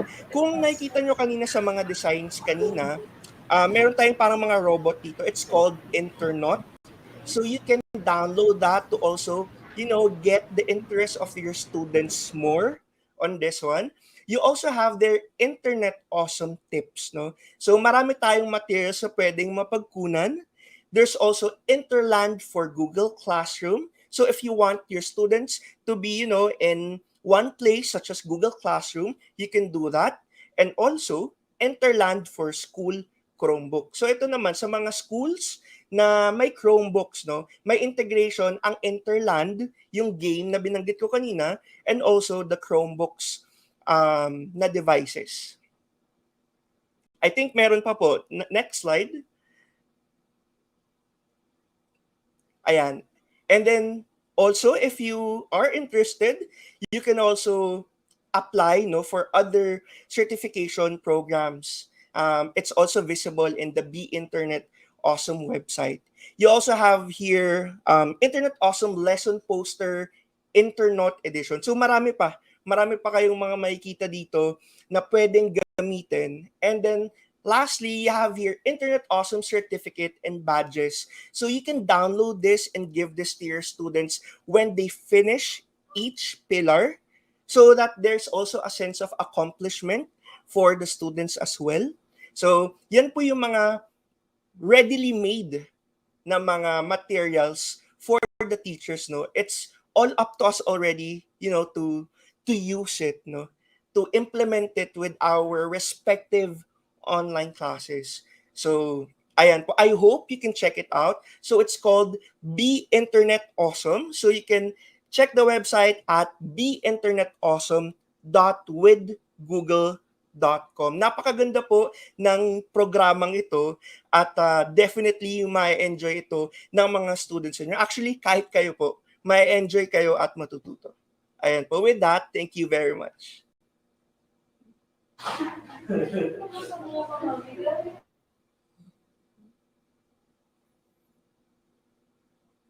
So thank you so much. Thank you so much, Sir Adrian and Miss Bea for the information. So lahat po tayo mga teachers, this curriculum is intended for us teacher to integrate. So, 'di ba, sometimes it's very hard to get the lesson. Tapos, ang hirap-hirap mag-integrate kung ano yung topic na i-discuss natin for our students. The concept of BIA is para, kasi 'di ba, sometimes tayo, think about it. Kapag galit tayo, we want to post it. We want to brag sa ating mga social media. But the thing is, at the end of the day, we need to reflect, is this post is nakatulong ba? So in this BIA program, we wanted to teach our students in proper using in online. Okay? So, syempre, 'di ba, ngayong pandemic, ang mga bata ngayon, talagang they are very much engaged with the use of technology. Of course, kasi wala siyang face-to-face. So, dear teacher, I encourage that before we start the klase, pwede nating i-integrate to sa ating session or sa ating parent together with the parents na matutunan like the video na pinakita natin that ang bonding ng parents is to teach their kids na talagang maging protected ang ating mga anak sa paggamit ng technology. Kasi, 'di ba, yung phishing, yung share with care, so parang how to be kind using online. So dapat alam natin to at monitor natin ang mga bata. So for the teacher, this curriculum is fitted for us to teach. Wala na po kayong gagawin. So ang gagawin nyo lang is to read this curriculum, how to integrate in your class because they have a motivation, they have art crafts, pwedeng mag-play ng game. So yung game na to is not the typical game na talagang pwedeng ma-addict yung bata. This game will teach you how to prevent the kids in phishing, scamming, how to protect their password. So yun yung game nila. So in this Interland game, nakakatawa siya. So that's why the DepEd adopt this curriculum. So nagkaroon siya ng memo. So si Miss Bia, the project marketing manager, yung nakikita nyo sa ating screen na napakagandang si Ma'am Bia. So ito po, with the partnership of Google, the B Internet OSAM, so in-acknowledge po ito ng ating curriculum. So the BIA curriculum is a holistic curriculum that was built around the foundational lesson module like Share with Care. So imagine nyo, share with care, protecting yourself and your reputation online. So ito, not only for the kids, for the parents, but for us teachers. So we always, eto maganda to. So we always remind ourselves to be, we need to protect ourselves, our reputation using online. So ganun din, we need to teach this in our students. And don't fall for fake. Staying away from phishing and scam. So sometimes, di ba, parang feeling natin, ay, nanalo ako. So look for the site. If the site is reliable, so don't fall for fake. So another thing is secure your secret. So secure your secret in terms of getting the password. Sabi nga ni Sir Adrian kanina, kapag kumukuha tayo ng password, not just the password na 1, 2, 3, 4, 5. So alam niyo yung combination. So imagine kung meron kayong pera, tas ang password ninyo 1, 2, 3, 4, 5. So makukuha yan. So we need to secure. So, di ba, pagka meron tayong mga secure sa cellphone, talagang nakalock yung ating cellphone. So, ganun din. When using online or mga social media, we need to secure ourselves, not just ourselves, but we need to protect the security, the password.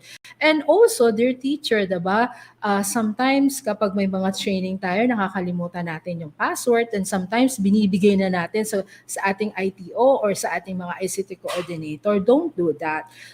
So remember, secure our secret by getting the good password na hindi siya ganun mabilis na makukuha. And also, this one, it's called to be kind. So ngayong pandemic, di ba, some of our teacher na stress siya because of the internet connection. The internet connection is problema na yan. But how to be kind? So we're going to teach our students to be kind in using online. Dapat positive pa din ang attitude nila. It takes yung tuturuan natin sila na dapat mahaba ang pasensya, gano'n. Dapat it's cool to be kind. Dapat kapag magre-respond sa teacher, sa classmate, dapat ano din pa rin yung values na natututunan natin. So, ganun po yun. Kaya dapat, di ba, it's cool to be kind. So, when it doubt, talk it out. So, defining the encouragement internet brave. So dapat the behavior of students kapag there is someone na nag-chat sa kanila or someone na pumapasok online, so encourage the student na parang may annoying sometimes, talk to the parents and also teach them na mag-open din sa teacher. So kasi etong Be Internet Awesome, ang goal natin is to protect our student using online. So we never know, diba? So to protect them, dapat po ay ituro natin ito sa kanya. Okay? So yan. So each lesson module outlining, meron na siyang lesson overview. So di ba, dear teacher, yan yung ginagawa natin. So everything, everything nandiyan na. All you have to do is read. Tapos meron na din siyang team focus on the discussion, the subject matter. We have the goal for students. Meron na din siyang competencies that learner will possess safer taking the module. So after taking the module, may mga assessment na din. Then standard address contain International Society for Technology Education. So hindi lang siya basta-basta na ipapasok. So kinilala siya. This Be Internet Awesome is standard siya. Internationally, ginagamit siya ng buong bansa. Okay? So 'di ba medyo angat tayo. So kaya kailangan integrate na natin. And the vocabulary is contained the definition and short discussion of the technical terms that learner will encounter as they participate in each lesson. So everything is there. So and this was approved by our curriculum.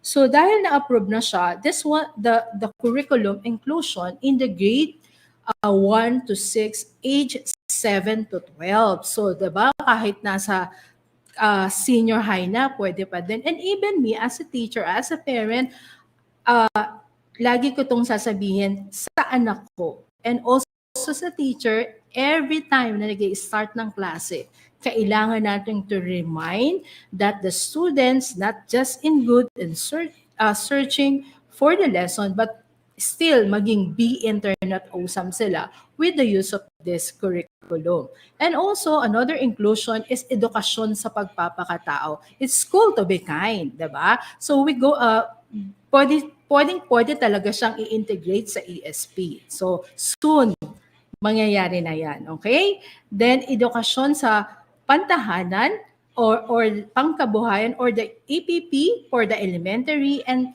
TLE, technology and livelihood education for the junior high school. So, pwede din yan kasi meron silang ICT subject. So, before kayong magturo ng lesson ninyo, for the opening of classes, why not integrate this lesson na para ma-remind ng students natin how to protect themselves online. And also, pwede din, another inclusion is Araling Panlipunan and also in the English class. So ayan, dear teacher. So ano pang iniintay natin? So grab this opportunity. Promise, hindi kayo mahihirapan. All you have to do, read and study how to apply. Hindi na kayo mag-iisip. Hindi na kayo gagawa ng mga learning objective, ng lesson, because everything is there. Especially to the elementary, meron siyang art crafts, diba? Yung mga robot na pinapakita doon. And also, you can include the Interland game for the grade 1 to 4. Pwede yan. Okay?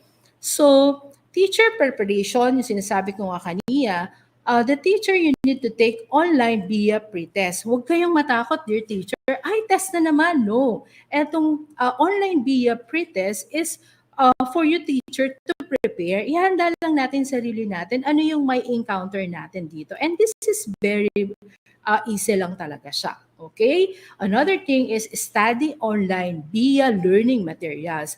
I know yung teacher, hindi sila haharap sa kanilang klase kung hindi nila naaral o binasa ito. Kasi alam ko naman, diba, ang teacher napakagaling yan when it comes in strategy. Kasi is there na. But if you're going to integrate this via materials on your lesson, super talaga. So talagang may engage kayo. And even you may engage kayo dun sa game na Interland. So review via pilot material. So dear teacher, wag sasabak. I-review nyo. Alin ba dun sa 5 pillars na yon ang kailangan nyong i-integrate sa ating lesson? Okay? Hindi naman kailangan lahat. Let's say, kung ang topic ninyo is school to be kind, in values education, o sa edukasyon pagpapakatao, or sa homeroom, you can integrate that. Kasi hindi na kayo mahihirapang pang maghanap ng mga materials because nandiyan na. All you have to do is to review the materials. And also after that, I suggest teacher to take the online post test. Bakit namin sinasabi to for the teacher preparation? Of course, teacher, dapat paghaharap tayo, alam natin yung mga instruction, the materials, kung paano siya magra-run. Sa'yo, nasubok mo, ganun din sa ating mga students. So, di ba, kaya dapat si teacher maging be internet awesome din. Okay? So, sa students naman, okay? So, dear teacher, sa lahat po ng nanonood ngayon online. So, when it comes in students preparation, dapat po assist students in securing their Gmail learner account. So as you know, meron na po learners account ang ating mga students ngayon. So 'di ba? Meron tayong LIS, tapos at the LIS number, yung learners number, learners account number, at deped.gov.ph. So meron na yung account ang ating mga bata. Okay? So, wag po tayong gagamit ng ating mga personal Gmail. Use the learner's account, which is at deped.gov.ph. Then have them take the online BIA pretest in the LMS. So lalabas na po ang BIA lesson sa ating LMS. So gagawin namin ay by region, i-upload namin ang BIA Internet OSAM. Then after this session, dear teacher, i-encourage natin ang bata after ng Inset na kasi medyo naglalag pa yung ating LMS. After ng ating BIA, encourage your students na mag-login sa ating LMS para din matake nila yung assessment. So kung ano yung teacher preparation, ganun din natin ihanda yung students preparation. Kaya nasa inyo po yan, dear teacher, na encourage natin ang ating mga students na pumasok doon sa ating learning management system to take the BIA pretest. Okay, so syempre, ang susundin yan based on the teacher instruction. Then include BIA learning session in the class. Diba? Sabi nga natin kanina, so all you have to do is review the materials, kung ano yung topic na pwede mong integrate, then integrate in the session of your class, either your homeroom, edukasyon sa pagpapakatao, or palipunan. So have them take the online BIA post test in LMS. So dear teacher, encourage your students to take the pretest and the post test para ma-assess natin ang knowledge ng bata in protecting themselves in online para at the end of this pretest and post test, magiging BIA Internet awesome na sila. Okay? Kasi 'di ba naniniwala ako na kapag okay ang instruction ni teacher at naibigay niya ng lesson niya na maayos, na integrate sa kanyang mga klase, may engage ang ating mga students. So remember teacher, tayo pa din at the end of the day ang susundin ng ating mga students. Okay? So ayan, if you have any questions, pwede kayong mag-email sa amin o kung pwede kayong magsabi kung anong needs ninyo, basta everything binigay na namin kung paano kayo pupunta dun sa ating Be Internet Awesome. Online po yan. You can download the materials anytime, anywhere, as long as they have internet connection. Everything is there. All you have to do, remember, read the instruction, review the materials, and integrate it in your class. Promise, hindi kayo mahihirapan. And even you teacher, may encourage kayo to read and apply that in your class. Be Internet Awesome, always. Ayan.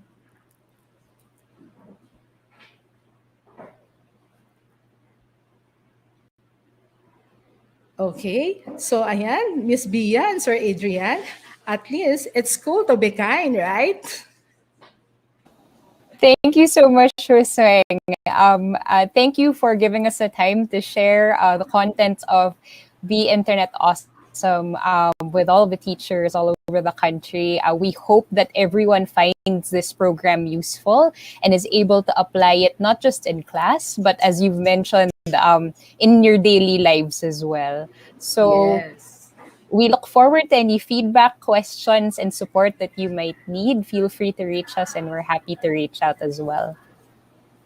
And also, Sir Adrian, for the Be Internet Awesome pilot program lead. Yeah, So, thank ayan. you po. Actually, just sa, kumbaga, pabaon ko po, tingnan niyo po yung material, napakaganda po, no? So, ang goal natin dito is to teach our students to be discerning, confident, and to maintain positive engagements with the various digital technologies na ginagamit nila. So, ayun po. Ayan. So, thank you so much. So, nakita nyo naman, tatlo kami na nag-encourage sa inyo. Dear teacher, be internet awesome. Grab the opportunity and apply it in your class. See you!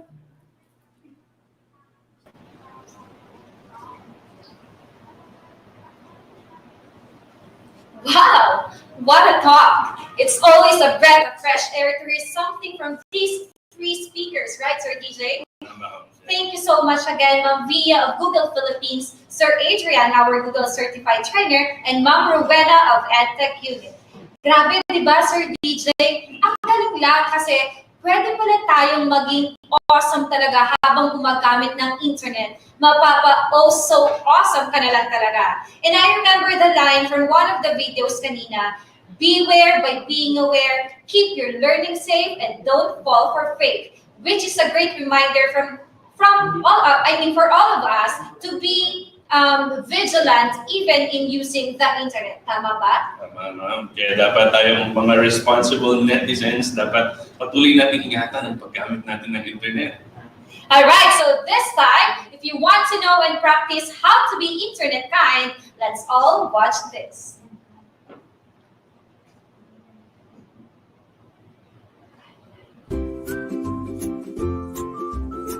Share.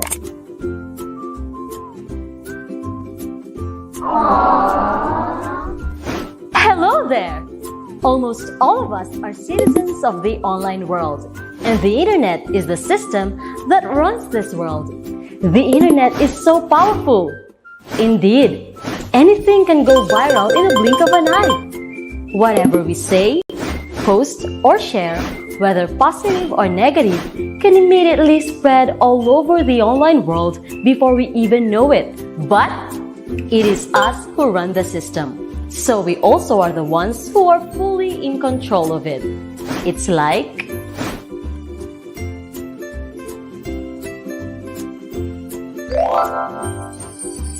hi dear, what is it today? Planning to update status? I just want to remind you. Use the power of the internet to spread positivity.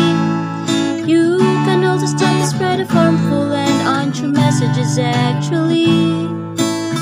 By not passing them on to others, well, that's easy.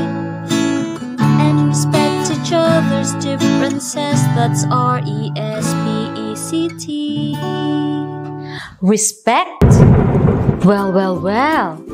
What do we have here? Thinking of something to post? Ooh, remember that one who called you loser, fat, and ugly? You can't let him get away with it.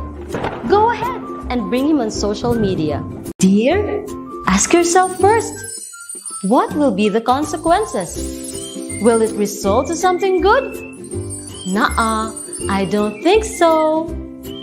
However, if you get mean and bullying comments, unfollow or block them, and also those with inappropriate behaviors.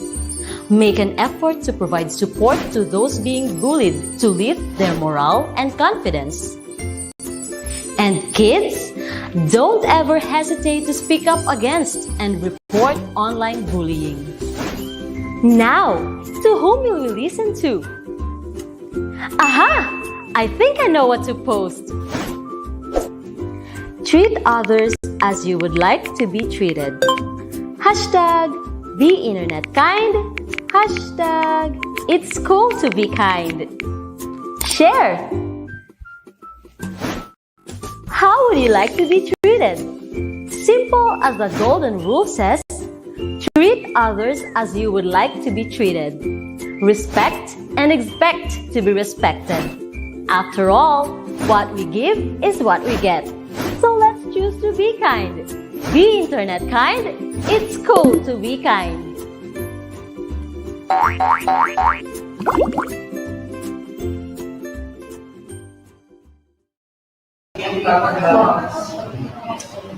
Yan, kita niyo naman, napakaganda ng video na pinanood natin ngayon. So, ini-invite ko ang lahat to be internet kind.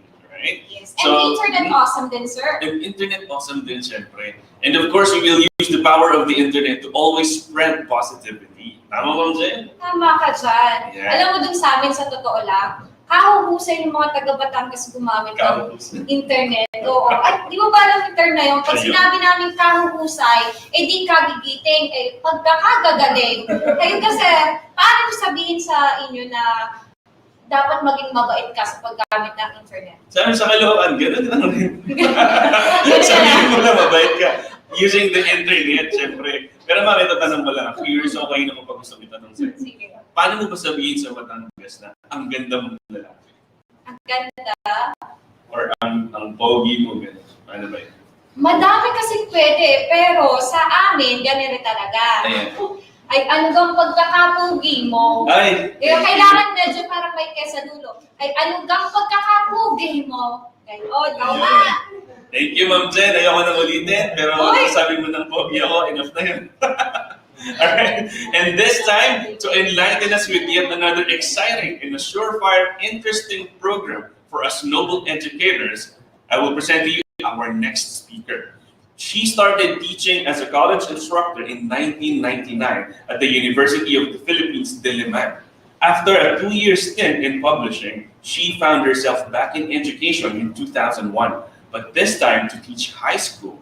Currently, she is a school administration and has handled students from kindergarten to senior high school. Grabe yung range, no? She is an Apple teacher, a Google certified educator level 1 and level 2, and the Google for Education certified trainer as well. She is also part of the Google for Education Google Classroom video series, a series that aims to help teachers around the world leverage Google Classroom to deliver distance and hybrid learning. As part of her personal advocacy, Maan volunteers to train and organize professional development sessions for teachers in the Philippines and in the Asia Pacific region through her Google Educator groups. Ladies and gentlemen, Miss Maria Andrea Santos de Guzman, grade school principal of Reedley International School. Hello, thank you. I hope you can hear me clearly. Thank you for that wonderful introduction, Sir DJ. Sobrang kompleto naman po nung name ko. So I want to say good morning to everyone that's listening to us or watching us either in YouTube or in Facebook. And I'm trying to monitor the broadcast now so I can tie up together at the very least what it is that we're talking about. So let's begin. So for me in this particular session or this particular segment of your Inset, I want to talk about GEGs and you. What are GEGs and what is it that what can these communities help you with? I am a GEG Ortigas leader. So I originally come from GEG Ortigas, but now I'm also serving as the Learn Captain of GEG Philippines. And really our hope is to be able to provide as many free professional development webinars to teachers in the country. I'll talk about later on what I do for the Asia Pacific. So as I said earlier, so my goal for this particular morning, for the 30 minutes that have been allotted to me, is to introduce Google Educator Groups to you. So that's what we call GEGs. And then what can it do to help you in your professional development? I think the best way for me to be able to do that is to ask you actually. So I was just looking at the chat box now, especially on YouTube, and everyone's just saying good morning and telling me where it is that they are. And it never fails to amaze me how wide the platform can go, because there are some places that you've mentioned that I have not even been to or are not aware that there are places like that in those provinces. And I've lived in the Philippines all my life. I've traveled some, and I'm ashamed a little to know that, there are some places that I haven't been to. So let's use the chat box for something more interactive. I'd like to ask you, give me an emoji that best represents how you felt when you learned that you will be doing distance learning. So I'll give you a few moments to do that. Like, what emoji would you be? Like at the beginning of it, how did you feel? Right? So a lot of you might be in a panic. Some of you might have been a little sad. A lot of us were a little, we were stressed out actually by the idea that we would have to translate everything that we were doing face to face to an online platform, right? I can see that a lot of them are like, "Paano ba 'to?" Right? So you were wondering, there was some panic, a lot of hello, and then there are hearts and everything. Some of you are actually crying. So thank you for oh, there's a mind blown emoji right there. Thank you so much for sending me all these emojis and how you felt with that particular transition. And that's really true. A lot of us were in a panic. We didn't know what to do. And for a lot of us who have been in education for a long time, EdTech was really never in our plate. Like because we're so used to, let's say, going into the classroom and just delivering lessons face to face. And so it was really a new normal for us. And to think that we've already been here in 1 or 2 years. But we've pulled through. So the same was for me, no? The same was for me. That particular, and because I'm a school administrator, I was also worried for my teachers. What is it that my teachers can do? And you know what saved to a degree is for me reaching out to other teachers. And that was made possible really by being part of Google Educator Groups. Google Educator Groups are actually, local educators that actually help one another. It's such an empowering group, and we support one another in the use of technology in impactful ways for our students. There are many GEGs already. It might be new to some of you, but the truth of the matter is GEGs have been around since 2014. And the first GEG was actually in the Philippines, GEG Baguio. So hello to Charis Go of GEG Baguio right there. So GEGs are also global. There are organizations around the world. Okay, there are Google educator groups around the world. And in fact, my first introduction to GEG was through Global GEG. Because at the time of the start of the pandemic, they were the first to offer resources on how to navigate distance learning. So I had that question in mind for me. How do I navigate distance learning? And more importantly, as a school administrator, how do I help my teachers?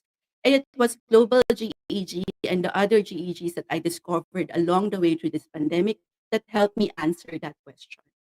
So locally, it was actually Gary Garcia, the GEG mentor, innovator, and trainer that actually helped me through this particular journey as well. But GEGs are that. If you want to learn more about GEGs, this is the website for the communities. I'll put the link in the chat box in YouTube. Let's see if I can do that. So there. So it's there right now. So you can take a look at it. But what I would encourage you to do is to take a look at the map at the bottom of that particular screen and tell me and look for your a GEG next to you or very close to you. Because really, working with the Google Educator groups have a lot of benefits. So I think for the rest of the talk, that's what I'm going to tell you. How has being part of a GEG benefited me personally as an educator? So there. So one of the things that I believe in very close to my principle is that I never allow anyone else to dictate my professional development. And when I say that professional development, that means I take charge of my own learning and how it is or what it is that I need to learn. So GEGs actually help me to be able to find the right professional development for me and really is a wonderful source of information on where it is that I can find the answers to my questions. One of the first things that I did being part of a GEG was that I found a community that actually introduced me to the idea of certifications. So certifications, we have our macro certifications. As teachers, we are all lifelong learners as well. And so by macro certifications, that's the term that I use, for example, for your master's degree. Maybe even have a doctorate, maybe even have more than one master's degree. And that's the usual course that most educators take. We work for a master's degree because we need it for, let's say, for a career path. But micro certifications, which is what I call actually a lot of the badges for Google, is what updates you to what is current, right? If you work for your GCE level 1, GCE level 2, and for me, for example, I decided to take the Google Certified Trainer Program too, that means that I am updated with what is latest in education and education technology. So it allows me to update myself in that light. The traditional school has difficulty updating itself. Because obviously in traditional school, a lot of the information we have are from books, let's say, or from textbooks that are published, or at most journals that are published. And those take time to study and publish. So, to a degree, most of the journals that you would have read about the latest in your field would have been at least maybe 6 months or 3 months, or maybe at most 5 years old if you want to be very current. But micro certifications like Google GCE level 1 or level 2 give you tools and give you a community that actually tells you what is the latest that's happening in terms of educational technology. It's really, for me, the best way to have updated myself for the pandemic because it also allowed me preview to a community that answers my questions. In my trainer community, for example, it's not uncommon for someone to post a question and you will get answers from all over the world. So it's really an empowering and a really sharing community. So for example, if I want to know how do you use Google Documents, let's say for student advocacy, for student advocacy, and there will be several active, even lesson plans that they will share with you because of the ability to collaborate. So one of the things that being certified in Google allowed me to do is to change my mindset on collaboration. It was so easy. It also did not limit me to anyone in the Philippines. I can reach out to anyone around the world because I'm part of that community. It's changed also the way I look at technology and the way that it is used by my teachers and in the classes that I teach. So I no longer look at technology. When I look at technology, I don't look at it as if it's going to be cool in my class. I look at it in terms of how it will help me achieve the learning objective for the lesson. And so it changed my mind in that way. And GEGs introduced me to that world. So being part of that tribe, of that community, allows you into that conversation. At the beginning, of course, I was just a passive listener. I was listening to all the things that they were talking about in the chat groups or maybe in the meetings. And eventually, when you had more to share, I started asking questions. And then I started giving answers also. And so it was really that exchange, that dynamic, that really empowers me to be part of GEGs more than anything else. Okay. The second, I think, that thing that you would get from GEGs is that it increases your personal learning network. And by personal learning network, I'm telling you the increase was exponential. I joined GEGs formally only November last year, would you believe? Only November last year. But it increased my professional learning network to global. I have teacher friends now in the other side of the world answering questions or exchanging ideas with me on how to use the tools in my classes or in school or how even in administration questions. I have principal friends now from across the globe answering questions on how best to, let's say when we go back to face, what are you doing? So I'm learning from them in so many ways. And that was made possible by GEGs. It actually permitted me to be more globally competent because it allowed me to interact with all the cultures in the group. In this particular picture I'm showing you is the launch of GEG Kolkata in India. And Sudipta, the head of GEG leader in that particular place, invited me to talk about certifications too. And you can see that it's a myriad of people. Two of the people there are actually from their version of Department of Education. And they were there to help launch the GEG in that particular region. Then there were so many things that I really learned. So that's the second. It really increased my professional learning network. The third is it developed a global mindset in me. The series of pictures that you will see in the slides are actually some of the activities that I have done at the time that I joined GEG. GEGs. You know what GEGs have done for me to remove my ignorance. I really became just more globally competent, navigating the different cultures and showing the world what Filipinos can actually offer. There are many nuances, for example, that I learned. For example, in India, you say Sangita ma'am and not ma'am Sangita. Okay? That we have common words in Bahasa. I learned that from Mima. Okay? And that my name in Nepalese, which I learned from Sagun, actually means from the deepest regions of my heart. So he always smiles when he says my name because that's what's in his mind.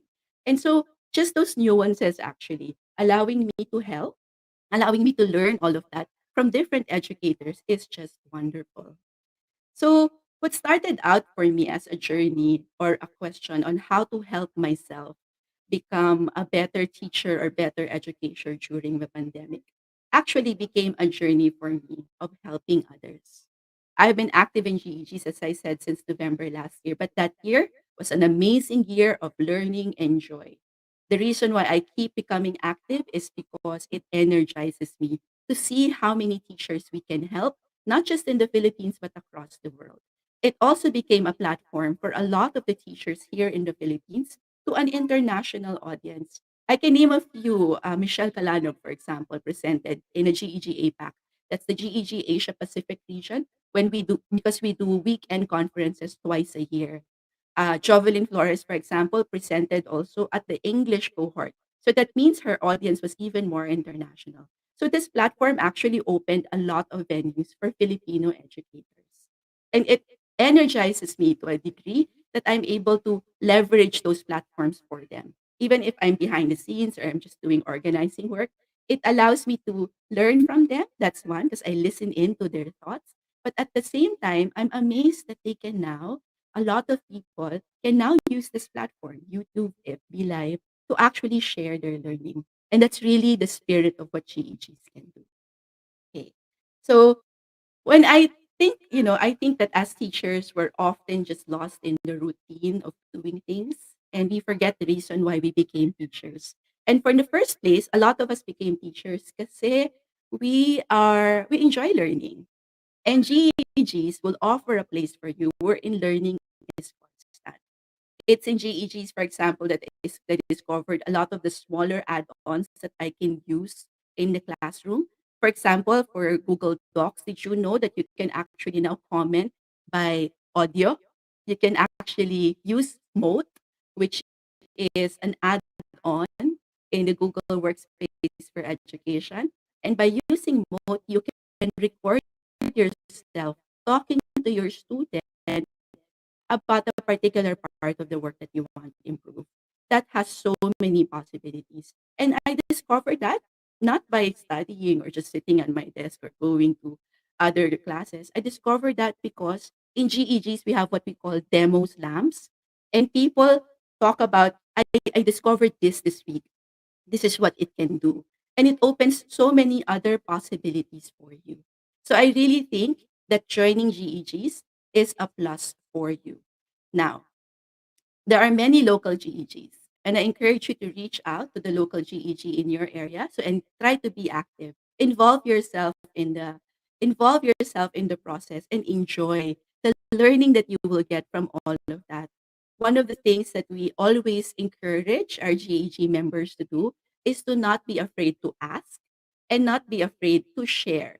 Because sometimes, we're shy when we have questions kasi we may think, nako, baka I might look dumb. But the truth is, if you don't ask that question, you will never find the answer. But I also encourage that once you find the answer, you share the answer to everyone. And that just builds on the spirit of collaboration and the spirit of being able to increase learning, which is what we are as educators at heart. Okay. So I encourage everyone to take charge of their professional development. And a lot of the things that you will need in order to navigate this pandemic and even further as you go into the Google Workspace for Education is really joining your local GEGs. So I really encourage you to do that. One of the best ways I think to introduce GEGs to you is to invite you to this event that we are organizing. So GEG Philippines, so that's everyone else across the country, is organizing what we call Balik Eskwela 2021. And what we have done is looked at the Google Workspace for Education tools and really help you guys plan, do your lessons, and check your assessments just using the Google for Education tools. So we will be streaming that in the GEG Philippines YouTube channel on September 7th. That's next week on a Tuesday. And we will start at 8 o'clock. So we hope that you can join us there. Similarly, we will be able to be giving you also certificates of participation when you join us, and we might be raffling off some prizes. But I hope that you come and join us for the learning and not just for the prizes itself. Because in itself, the learning that you will get on how to use the tools in your classroom will be just wonderful. And I'm saying this also as a school administrator. I'm saying this because I have seen how empowering the tools can be for my teachers. Getting them certified, for example, was a step on giving them that boost of energy of knowing that they know the platform enough for them to be able to use it in learning. Enough that, all my teachers are GCE level 1, and about 30 or 40% of them are GCE level 2. So I really want them to be able to go through that journey. Because me, for example, because I'm part of a trainer community, I get to learn about the tools and the add-ons ahead of everyone else. So it allows me to prepare and look at the potential of what that can do in the classroom. And that's something that's really just wonderful, right? It's ahead of everyone, and not just something that you will discover in passing. So being part of those communities gives you access to those kinds of works, right? So I hope that that gives you a good pictures of what GEGs can be. I know that everyone else in DepEd is being encouraged to join their local GEGs. Trust me when I tell you, it's such an energizing group.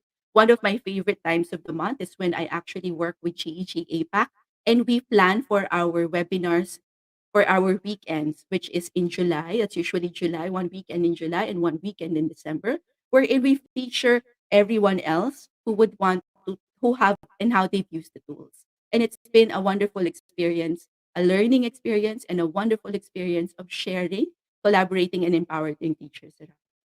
All right. So that's it for my talk for GEGs. I hope that you do take advantage of it. There's no loss in joining GEGs. You will only gain it. I've always believed in the power of education in nation building.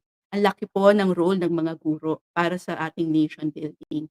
Kasi doon natututo yung mga bata ng values, di ba? So it's really important. And that really echoes to a lot of our personal experiences. Kunwari, personally, my father is an auto mechanic. He doesn't even understand what a master's degree is. Pero because he worked hard to giving us that education, we've improved our life, or the quality of our life so significantly that I say that my father was an auto mechanic because we forced him to retire. He's no longer working. So it's really important to me to empower educators as well, because that's me thanking all the teachers who have helped me also in my journey to being here. So I hope that also encourage you to be part of GEGs, and that we continue to learn and help one another and collaborate with each other. Have a good one, everyone. Good morning.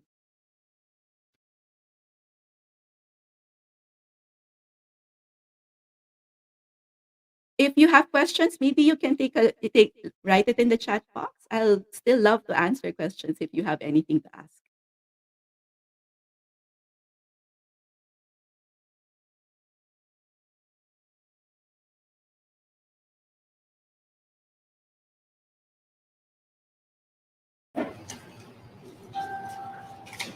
Thank you very much, ma'am, for that wonderful talk. This just goes to show, sir, how innovative we can be to earn our professional growth and development. Well, that is something naman na very common na sa atin as teachers. We never stop learning and growing even when change happens. Tama, sir? Tama, ma'am.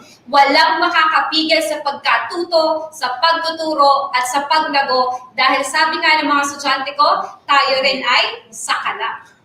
Diba, sir?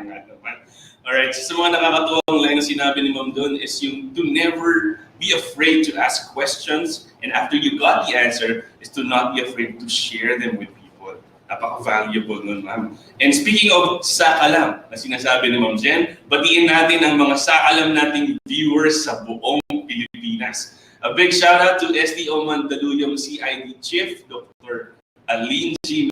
Mendoza, and SGOD Chief Ma'am Emma G. Arubio, and from SDO Mandaluyong, SDS Dr. Romela M. Cruz, and Amado T. Reyes, Elementary School Teacher in Charge, Viva Carayon.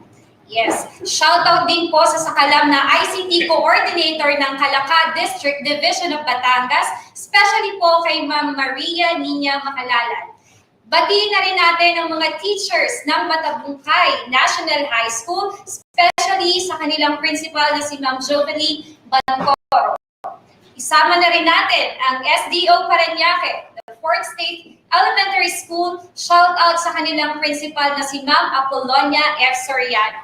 Ayun, siyempre, nasabay ko na rin ang aming SDS sa SDO Caloocan, SDS na Net Rosaria, CIDC Jocelyn Alinyap, and Ma'am Ivy Perez. And yan, ano ma'am, naalala mo si Direk Ron?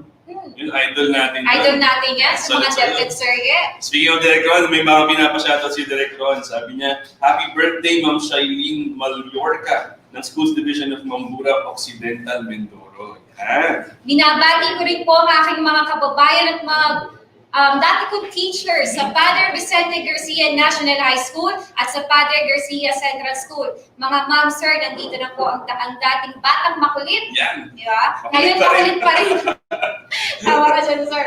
Ayun rin, si Ruby Jill Repol, Concepcion Technical Vocational School, SDO Malabon. Shoutout sa iyo, ma'am. And gayon din ang Luciente Second Elementary School Faculty headed by Sir Marvin Sicat. Hi din po sa ating mga teachers from San Gabriel Elementary School, Quezon City, District 5, from Ma'am Lizelle Plazuelo Nipiales, and pa-shoutout din sa lahat ng teachers ng Belison National School, Belison Antique, from Ma'am Janet Bardulas. I-shoutout na rin natin ang mga teachers ng E. Rodriguez Senior Elementary School, laban lang, from Teacher Avi. Yan. Kasabay ko na rin sa pag-shoutout, Ma'am Jen, ang ating mga barkada sa DepEd TV. Si Ginoong Hamil Carvajal ng SDO Manila, si Ginoong Maestro Marvin Olazo ng SDO Makati, at si AC Maaghop ng SDO Quezon City. Speaking of Sir AC, Yeah. birthday ngayon ni Ma'am Karen. Yeah. Happy birthday nga pala sa ating kaibigang teacher broadcaster na si Ma'am Karen. Happy birthday, Ma'am Happy Karen. birthday po. Yun po. So siguro yun na muna, no, Ma'am Jen? Tuloy na lang natin ang mga Alam ating natin na shoutouts. napakaraming shoutouts kasi buong Pilipinas ang nanonood. At kanina meron na tayong almost 80,000 viewers from all over the country. At sabi natin, di ba, kaya ba natin gawa ng paraan mga teachers na paabutin ng 200 to 300,000 views hanggang maghapon? Sa tingin mo, kaya ba natin yun? Kaya yan, Ma'am Jen. Kaya Lalo na yan. kung over sa Ash. Yes. Dahil sabi nga ng mga estudyante ko, tayo ay sakalam. Yan, sa kalamang mga teachers ng buong Pilipinas, syempre. Now, one of the biggest questions that boggle our minds during these challenging times, ito lagi natin naiisip, Ma'am Jen, how do I keep my sanity when everything seems to be going out of hand? At hindi na natin makontrol ang mga bagay-bagay. A question that sounds so easy to answer, but very difficult to resolve. Exactly. How can we educators, as figures that our students often look up to, be strong enough to shake it all off? Patingin nga ng pag-shake it all off mo, Sir Stan. Smile in front of our webcams and be a model of resiliency. Ooh, big word, resiliency. Well, that sounds like a challenging task, Ma'am Jen. But set your worries aside, dear teachers, because this part of our program, we will have our eyes open on how we should take care of our mental health amidst the pandemic. We have with us, Ma'am Jen. Yes, we have with us one of the most handsome teacher broadcasters that I know. Nako, alam mo ba, meron siyang fans club, sir. Yung tinatawag natin na Jeff Natix. At may mga chapters yon. Magpapasana all ka na lang talaga. Parang buong ET yata may mga natics. Oo, tayo na lang ata wala eh. So baka naman po dyan. Baka na meron tayo ng Jennifer Natix. Yun, oo. CJ Natix Bantot. Parang... Tingnan natin after this kung matutuwa ba talaga sila sa atin. Yeah. Going back to our first speaker, our first speaker facilitator for today is a graduate of Bachelor of Science in Industrial Education, major in Computer Education from the Technological University of the Philippines. At present, he is a Master Teacher 1 from Las Piñas National High School and currently detailed as an Educational Technology Specialist in the Central Office of the Department of Education. He is a national teacher broadcaster and the assistant project lead of DepEd TV and a national demonstration teacher. He is also a member of the Kapisanan ng Broadcaster ng Pilipinas. He is a Google Certified Educator for Levels 1 and 2 and a Microsoft Certified Educator and Adobe Certified Educator Level 1. Our beloved teachers, let's give our warmest welcome to our first speaker facilitator, Mr. John Jefferson C. Sevilla. Yan, hindi naman si Sir Jeff. No? Napakalaking tao talaga niya. And now, ang kasama ni Sir Jeff is isang licensed professional teacher and a registered psychometrician.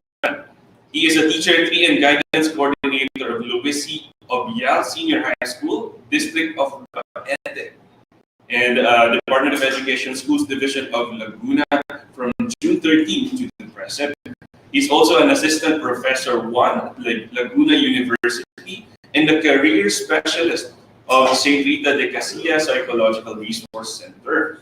Okay, he is a doctor. He is currently taking his Doctor of Educational Management at Polytechnic University of the Philippines, and he's a Master of Art. He has a Master of Arts in Education, major in Guidance and Counseling. Yun, sa Philippine Normal University at and Union College of Laguna.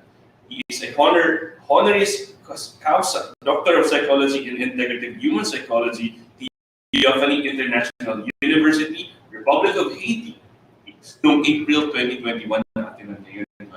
And there are so many other achievements that our next speaker has. No? So, friends, it is with honor that we present to you once again Sir John Jefferson Sevilla and Hinaldo C. Dagsinda.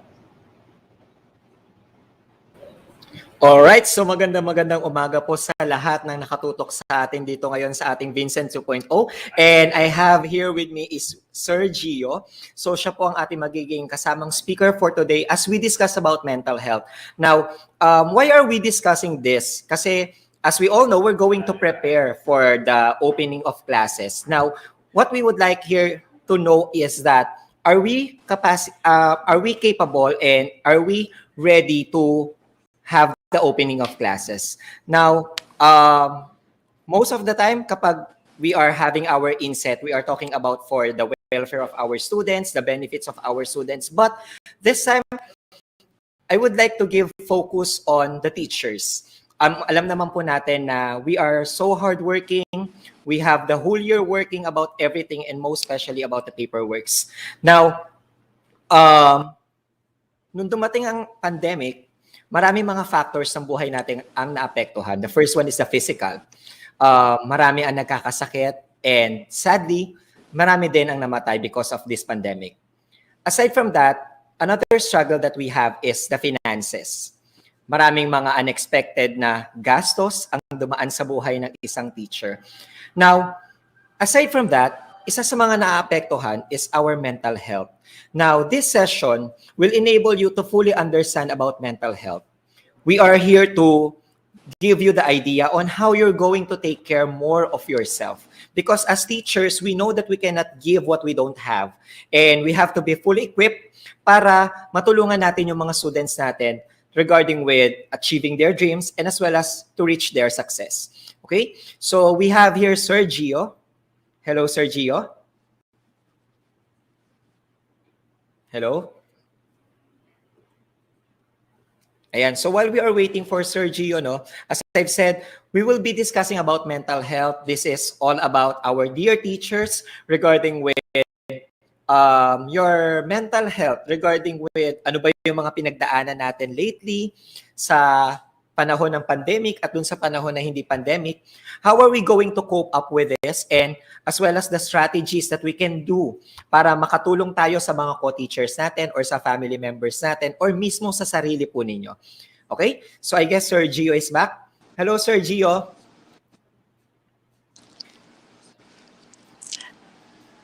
Hello, Ayan, Sir. ayan. Naririnig na po kita. Sevilla. Okay. And to all the teachers Ayan, sir. out there. Yes, sir. Sir, first and foremost, Okay. to express my gratitude for having me this morning. Allow me to salute you, the people behind this activity. One of the topics for this Vincent. Maraming salamat po. This is a great Yes, sir, of opportunity course. for me to be able to share a tale of my knowledge. Opo, sir. Of course, Yes, sir. in behalf then of the whole Department of Education and the EdTech unit, we would like to say thank you for gracing us with this event and as well as participating po para po sa mga minamahal nating teachers nationwide. Okay? So, what will happen is that we'll be giving you questions, sir, and of course, you're the one who's going to answer. Okay? So, ready na po ba tayo, Sir Gio? Yes, sir. Yes, sir. Okay, Yes, so let's sir. start, sir. Okay. So, nagbigay na ako, sir, kanina ng introduction about mental health. So, na-discuss ko, nasabi ko sa kanila yung importance ng mga physical na naging effects sa atin ng pandemic and as well as with our finances. Now, we will go directly with the mental health. So, can you explain to us, sir, my first question is, ano nga ba ang mental health?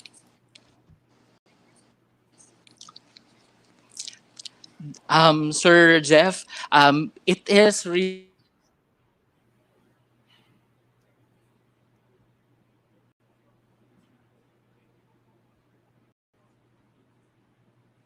very Ayan. high. Now, mental health, every one of us has mental health.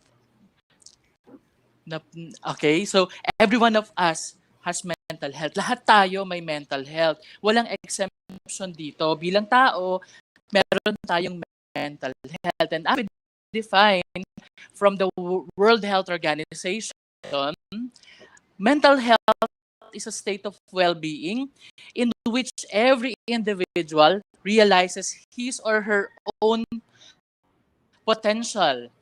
And then this is also about our coping mechanism to situation in life that we can work productively and fruitfully, and we have this contribution to our society, to our community. This is from the World Health Organization. I just want to scrutinize on the definition. Ano po? This is the estado. Estado siya ng kaginawahan natin bilang mga tao, bilang isang individual na tumutukoy sa ating sariling kakayahan, nakatutugon tayo sa mga pangkaraniwang hamon ng ating buhay, at tayo ay nagiging kapakikinabang at nagkakayo ng ambag sa ating komunidad. Mga kasama kong guro, when we talk about mental health, it is included to the definition of health. Kasama siya pag pinag-usapan natin ang kalusugan or yung health in general. Kaya sabi ko po kanina, every one of us has mental health. Lahat tayo arong mental health. Mental health ay meron physical dimensions, diba? Meron tayong psychological dimensions ng mental health. Meron tayong apat. We have the self-image, resiliency, productivity, and productivity and creativity, and then our sense of purpose. If we will go back to the definition a while ago,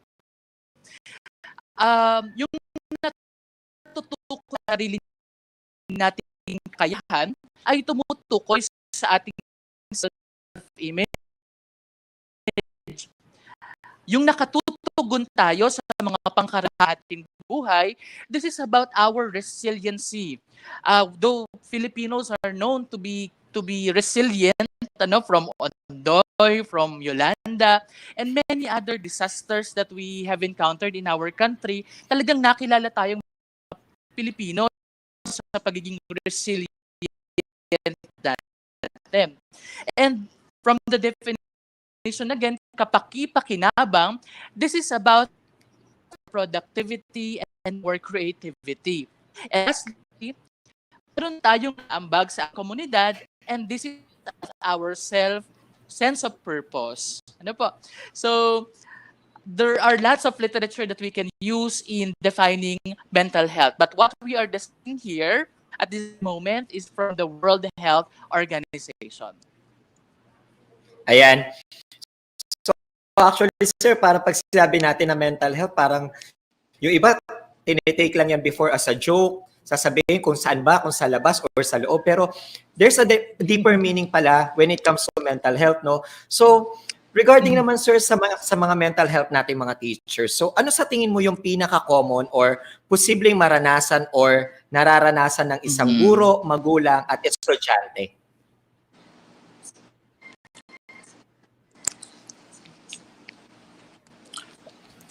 Alam mo sir, kaya kanina sinasabi ko na susaludo ko sa buong DepEd dahil sa discussion natin about mental health, dahil we are preparing our teachers as well as our learners in this crisis. Ang sabi kasi ng isang pananaliksik, ay nandito pa tayo wave 1 ng crisis natin, yung tinatawag nating physical health crisis. Now we are encountering COVID-19 and we are in the state of pandemic. Then after this, ang sabi sa isang pananaliksik ay meron tayong haharapin yung wave 2 ng crisis crisis, na economic crisis, na sa tingin ko sa ngayon ay nararamdaman na rin natin ito because many of the Filipinos ay nawalan ng trabaho at naapektuhan ng pandemya ang kabuhayan. Ano? And wave 3 of this crisis ay yung tinatawag nating mental health crisis, which I wish and I pray, ayaw naman nating mangyari yon, ayaw nating umabot pa doon sa sitwasyon na magkaroon tayo ng third wave ng ating crisis. Now, going back to your question, Sir Jeff, ano yung pinaka-common, ano? Gamitin ko lang yun na springboard for this. According to this survey from SUS stations, ano, ang sabi dito, tumataas yung stress ng tao. Tumataas, kaya madalas ito din yung nararanasan ng mga teachers natin as well as ng mga estudyante natin. Alam niyo po ba, great stress rises from 62% to 69%, ano? Ngayong pandemic. At ito ay hindi lamang sa mga walang trabaho o sa mga gugutom, kundi sa lahat, ano, tumaas yung stress. Lahat ng sectors ng ating community ay tumaas yung stress. Lalo't higit, it prevails dun sa mga nawalan ng trabaho. Or kung meron mang ibang factors, siguro ay sa adjustment nila sa pandemya. At mataas din yung stress sa Visayas according to this survey from Social Weather Station. And ang alarming dito sa survey na ito is that great stress rises across sex and age group. So, hindi lang siya sa babae o sa lalaki. Sa lahat ng sex and age group, tumataas yung great stress. So, mapalalaki, mapababae, at saka kung anong age group.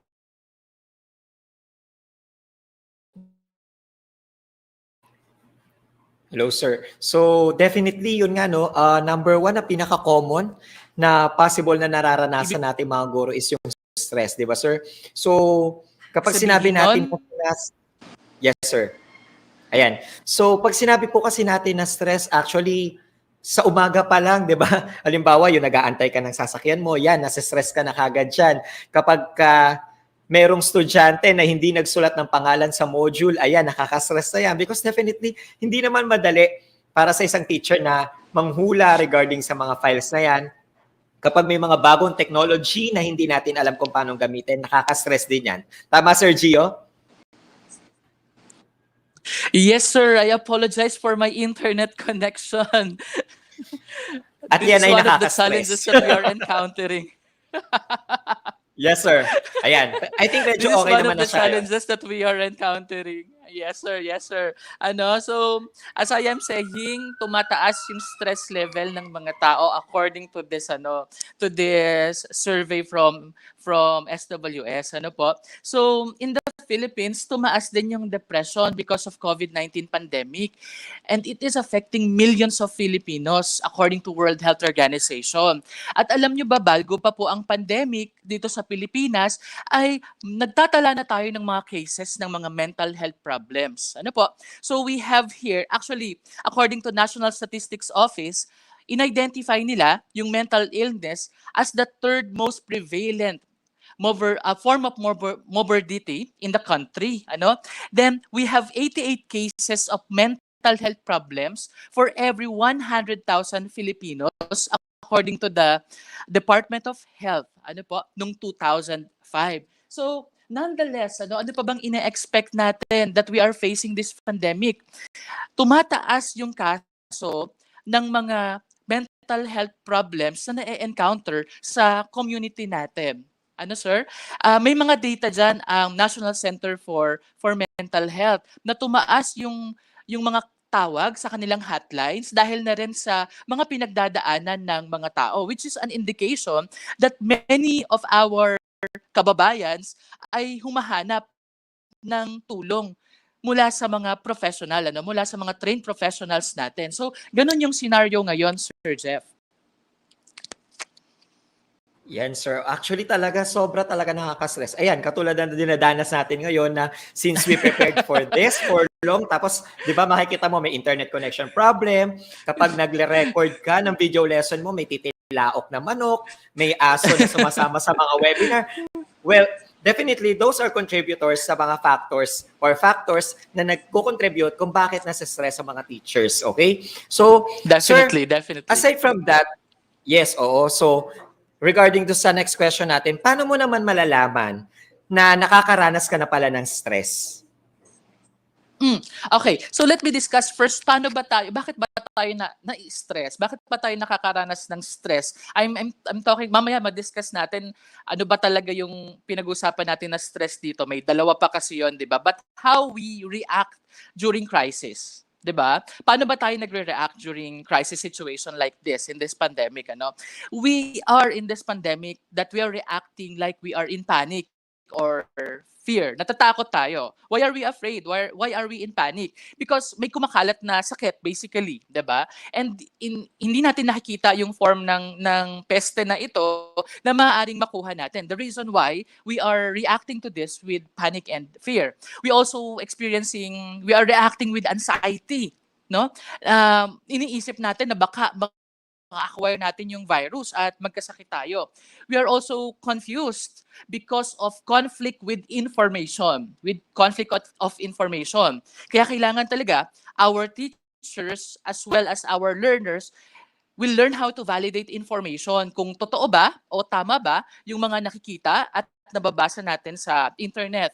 Also, ito yung negative na stress na pag-uusapan natin.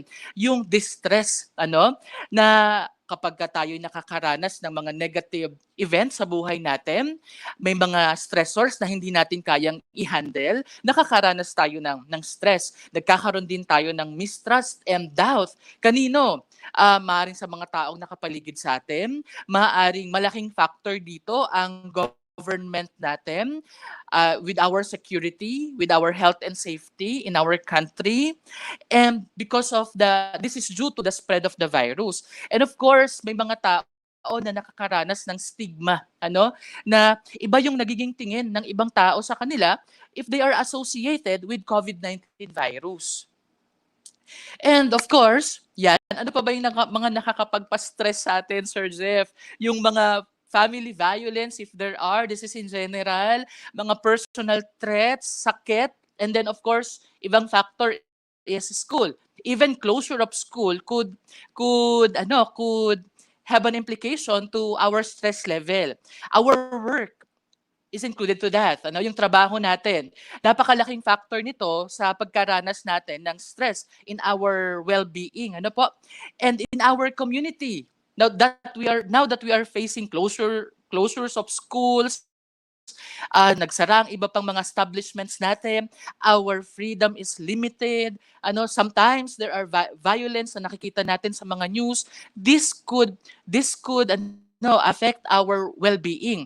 And of course, finances. We are uncertain of our future somehow. Nakakaapekto na nawawalan tayo. Yung iba sa atin ay nawawalan ng kita. Economically, we are challenged by this pandemic. Kaya ito, mga nagiging dahilan kung bakit tayo nakakaranas ng stress. Nabanggit mo, Sir Jeff, kanina kung paano ba natin malalaman, tama ba? Kung nakakaranas na ba tayo ng stress. Meron tayong mga behavioral signs ng stress. Una na dito, i-browse ko lang, my dear teachers. But if you're interested, you may check other references pa para mas mabasa natin siya. I always encourage our teachers to read about this, Sir Jeff, para mas lumalim pa yung kanilang nalalaman. Sir? We have the behavioral signs of stress. If there are changes with your energy levels in your activities, that's one. One behavioral signs of stress. Yung increase sa paggamit ng alcohol, or wag naman yung paggamit ng mga prohibited drugs or whatever chemicals na nakakaapekto sa ating well-being. Ayan, Another thing, irritability. Madaling magalit, and we have frequent arguing. Yan, maaring nararanasan natin ito. We are having trouble with relaxing or sleeping. Sa pagtulog, opposite poles yon. Pwedeng insomnia, pwedeng hyposomnia. Pwedeng tulog ng tulog, pwede namang hindi makatulog. And some of us are experiencing yung frequent crying, iyak ng iyak.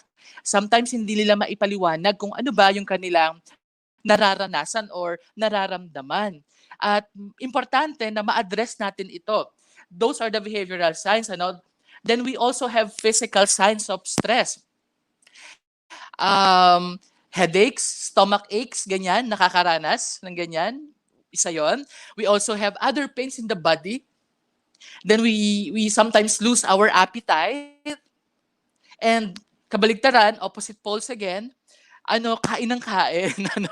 So, yung stress eating na tinatawag, manifestation yon. And then, namamawis ang mga kamay or nilalamig tayo or nanginginig tayo, yan. Pwede yun ay mga physical signs ng stress. And meron pa tayo na tinatawag na cognitive signs ng stress. We have trouble, yung retention natin, trouble remembering things. We are feeling confused. We have trouble thinking clearly and concentrating. And lastly, we have difficulty making decision, which is very important. As teachers, we always need to set our minds clear, 'di ba? Para makapag-desisyon tayo ng maayos. And if there are changes in your emotionality na ganito yung nararamdaman natin, maybe we need to consult. And lastly, we have emotional signs ng stress. We have this feeling of being anxious or fearful, nabanggit ko na kanina. And then this feeling depressed, sa anxiety, yun yung future yung thoughts mo. Like for example, nung bata tayo, na iniisip natin na babagsak tayo sa exam, kaya sobra tayong kinakabahan. Though yung kaba is a manifestation ng stress, pero kapag naging negative yung pag-address natin doon sa stress, nagiging siyang anxiety at hindi tayo naka-overcome doon sa stress na yon. So we think that we will fail the exam. Feeling depressed naman, this is excessive sadness, no? Sobrang pagkalungkot. Then feeling guilty, feeling angry, feeling euphoric. Anong ibig sabihin ng euphoric? Ito yung nararamdaman daw ng mga taong under influence of alcohol and sabihin na natin yung mga drugs, kasi yung euphoria is the level or state of the mind na hindi tayo nakakaramdam ng pain. Ganun siya. Feeling in cloud nine, sabi nga, yun yung tinatawag na euphoria. And yung mga signs na yon, baka kasi Sir Jeff maririnig nila sa community na meron tayong signs and symptoms. Yung signs, yun yung galing sa pasyente, galing sa patient natin to validate the illness sa kahit naman pong anong sakit, yun yung tinatawag natin na symptoms. Yung signs mula sa pasyente, yung symptoms naman is a validation from the doctor na ito po yung inyong sakit having these signs na nararanasan ng tao. Okay, Sir Jeff? Okay, so definitely, sir, ang lawak pala, kung titignan talaga natin. And dati, lagi lang natin sinabi, nasa-stress ako sa'yo, nasa-stress ako sa ganito. Pero definitely, meron pala mga signs and meron din mga symptoms, meron mga factors na consider, merong mga behavioral na actions and as well as mga physical reactions na nangyayari or na ipapakita ang isang tao kapag siya ay nasa-stress na. So siguro yung mga teachers natin ngayon, iniisip na nila kung sino yung mga tao na naka-encounter sila or naka-experience sila ng ganyan. Okay. So sir, since actually na-explain na rin natin yung pinagkaiba ng stress, anxiety at depression, So ngayon, alam na natin kung kailan natin sasabihin na nasa-stress ka lang or nade-depress ka. Okay? Pero, ano sa tingin mo, sir, yung mga procedure, whether medical or psychological, na pwedeng gawin para ma-detect tong mga to? Okay, sir. So, una, kasi nabanggit mo kanina, though self-assessment is good to know ourselves. Pero ulitin ko po that we don't encourage our teachers, our learners and everyone in the community to do self-diagnosis. Hindi po natin 'yon ginagawa due to ethical reasons, We have trained professionals na dapat gumawa ng mga psychological assessment para sa atin. Now, if you are feeling that you are under stress or under anxiety, you need to go to consult mental health professionals para hindi tayo maligaw kung ano bang gagawin natin. Don't hesitate to consult. Don't hesitate to consult. We have trained professionals who can handle these mental health problems. Okay? So, importante, Sir Jeff, that our teachers know that clinical assessment is an essential thing pagdating dito. Hindi lang tayo basta-basta natin nililabel ang ating mga sarili o kahit ang ating mga estudyante that you have the signs, you have the symptoms pagpalagay na kunyari na nagbasa ng malalim but hindi tayo yung professional. It is beyond our professional call to do psychological assessment. And the treatment that we are talking about here, Sir Jeff, meron tayong dalawa na pag-uusapan. Pagdating dito sa mga mental health illnesses or mental health problems na pwede nating i-classify, we have pharmacological treatment. I'm sorry. We have pharmacological treatment, Pag pinag-usapan yung pharmacological treatment, basically this is upon the permission of the psychiatrist, of course. Ang mga psychiatrist lang po ang pwedeng magbigay ng mga gamot para sa ating mga pasyente. Okay? So yan yung pag-inom ng gamot. May mga gamot tayong ginagamit like antidepressants, stimulants, mood stabilizers, and antipsychotics na tinatawag. So, pag sinabi nating pharmacological treatment, this has something to do with taking medicines. Okay? At yung isa ay yung tinatawag nating mga psychotherapy. Dito nakapasok, Sir Jeff, yung tungkol sa counseling, na meron tayong mga licensed professional here, na mga RGCs natin na pwedeng mag-conduct ng counseling. Okay? So, under psychotherapy, we sometimes employ cognitive behavioral therapy, interpersonal therapy, psychodynamic therapy, psychoanalysis, and many other strategies that our RGCs employs to their clients. So dalawa yon, ulitin ko, we have pharmacological treatment at saka we have psychotherapy. Ayun, sir. So definitely ngayon, yes. Actually kasi parang dati, hindi siya typical na you're going to drink certain medicines dahil nade-depress ka. Like for example, nabanggit mo kanina yung antidepressant, So ngayon Yes, sir. nakikita natin na dapat intindihin ng mundo or ng mga taong nakapaligid sa atin na hindi porket umiinom ka ng mga medicines na to, automatic baliw ka. Hindi ganon, okay? Kasi parang nagiging ganon yung parang pagkakaintindi natin before, maybe because ito yung mga napapanood natin dati, ito yung mga nakikita natin sa TV. So dapat maintindihan po natin na to our dear teachers na ito pong yung sinasabi ni Sir, yung pharmacological and psychotherapy, kailangan talaga natin siya because we have to take care of our mental health. And we also would like to give emphasis, diba yung sinabi ni Sir kanina, yung mga taong tulog na tulog, or hindi makatulog, or kain ng kain, or hindi makakain, is possible na factor yan na nasa stress sila. Okay? Kasi ngayon, diba, number one na masa-stress ka, walang panlasa. 'Di ba? Kumain ka, oh my God, walang lasa na COVID na ako, na-stress ka kagad. Nakalimutan mo, wala lang pala kayong asin or pati sa bahay. Na-stress ka na kagad. So, we have to take note of these things. Napaka-importante po nito. And sir, to be honest, I've been reading some of the comments and natutuwa ko na yung mga teachers para nagkakaroon na sila ng pagtingin regarding with their concern with their mental health. So yan. So meron din nagtanong dito, mamaya masasagot natin yung tanong ni Sir yung tungkol sa budget na sinasabi niya regarding sa mental health. Yes, sir. Sir, emphasize ko lang yung sa stress, kasi yung stress pwede siyang positive, pwede siyang negative. Yung reaction natin usually in general is stress na tinatawag. Pagka yung stress po ay negative yung impact sa atin, yun po yung tinatawag natin na distress. Kung ito naman, yung stress na nararanasan natin motivates us and push us to our potential, to our limits, ito yung tinatawag natin na eustress. So, baka ma-encounter ng mga teachers natin. When we refer to stress, it is not always negative. Okay po?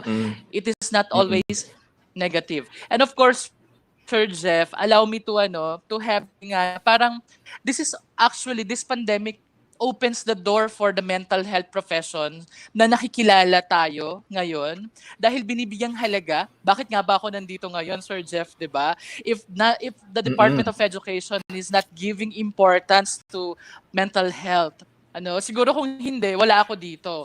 And now we are having it in the limelight, pinag-uusapan natin siya ngayon.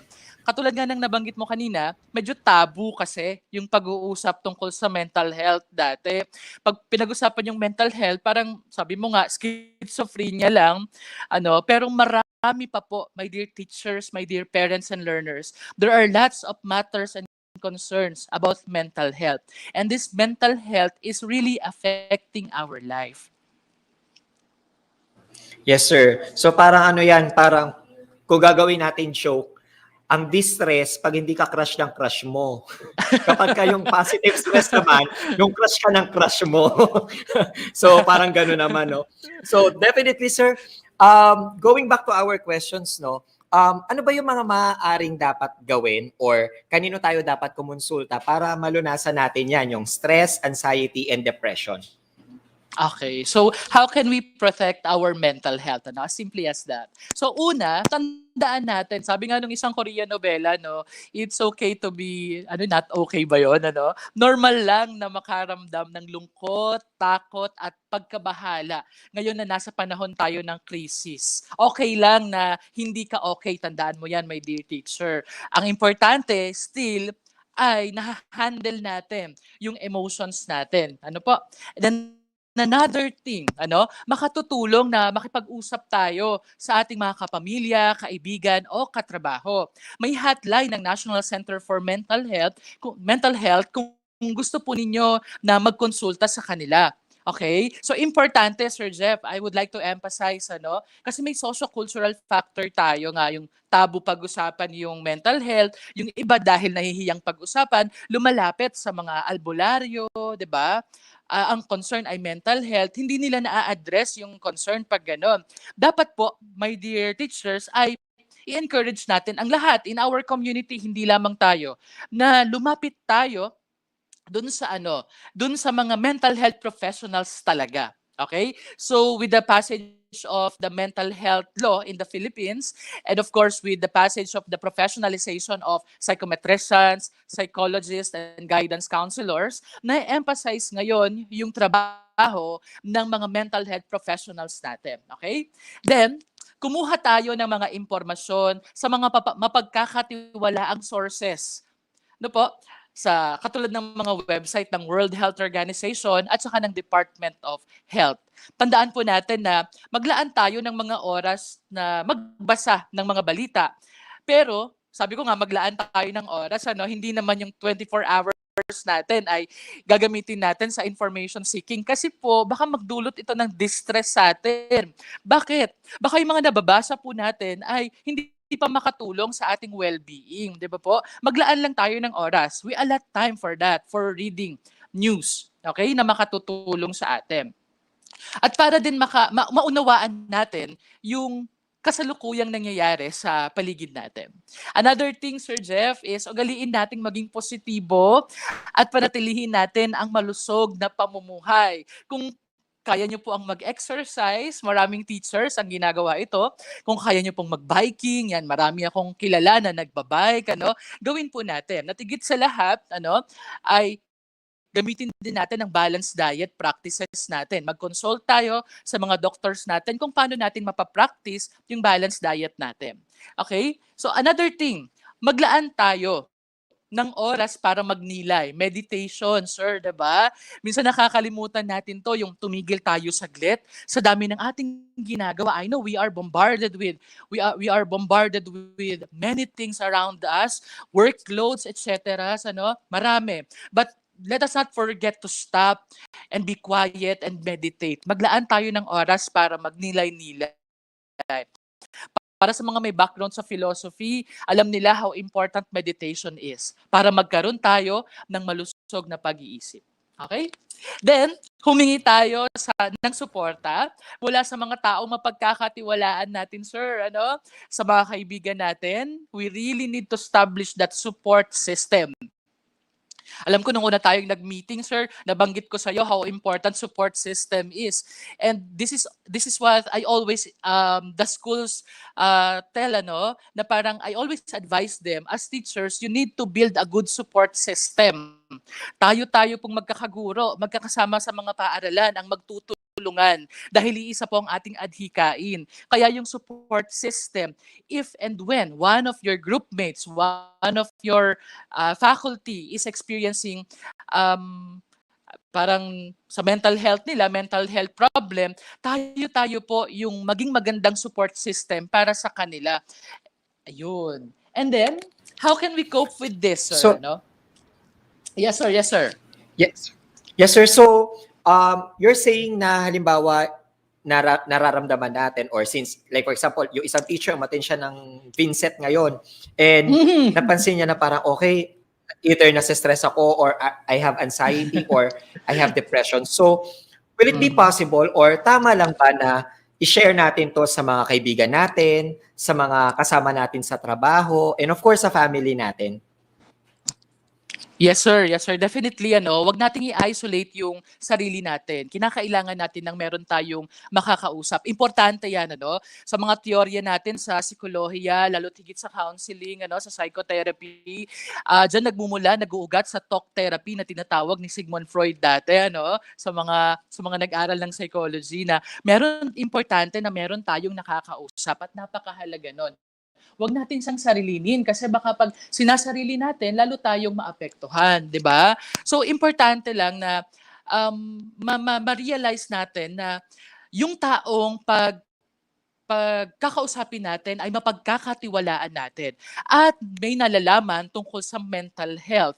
Kung hindi man, kung tayo man yung tao na pagbabahaginan ng mental health problem ng co-teacher natin, if it is beyond our professional competencies, my dear teachers, it is very important that we address this concern to the mental health professionals trained to handle the cases. Okay po?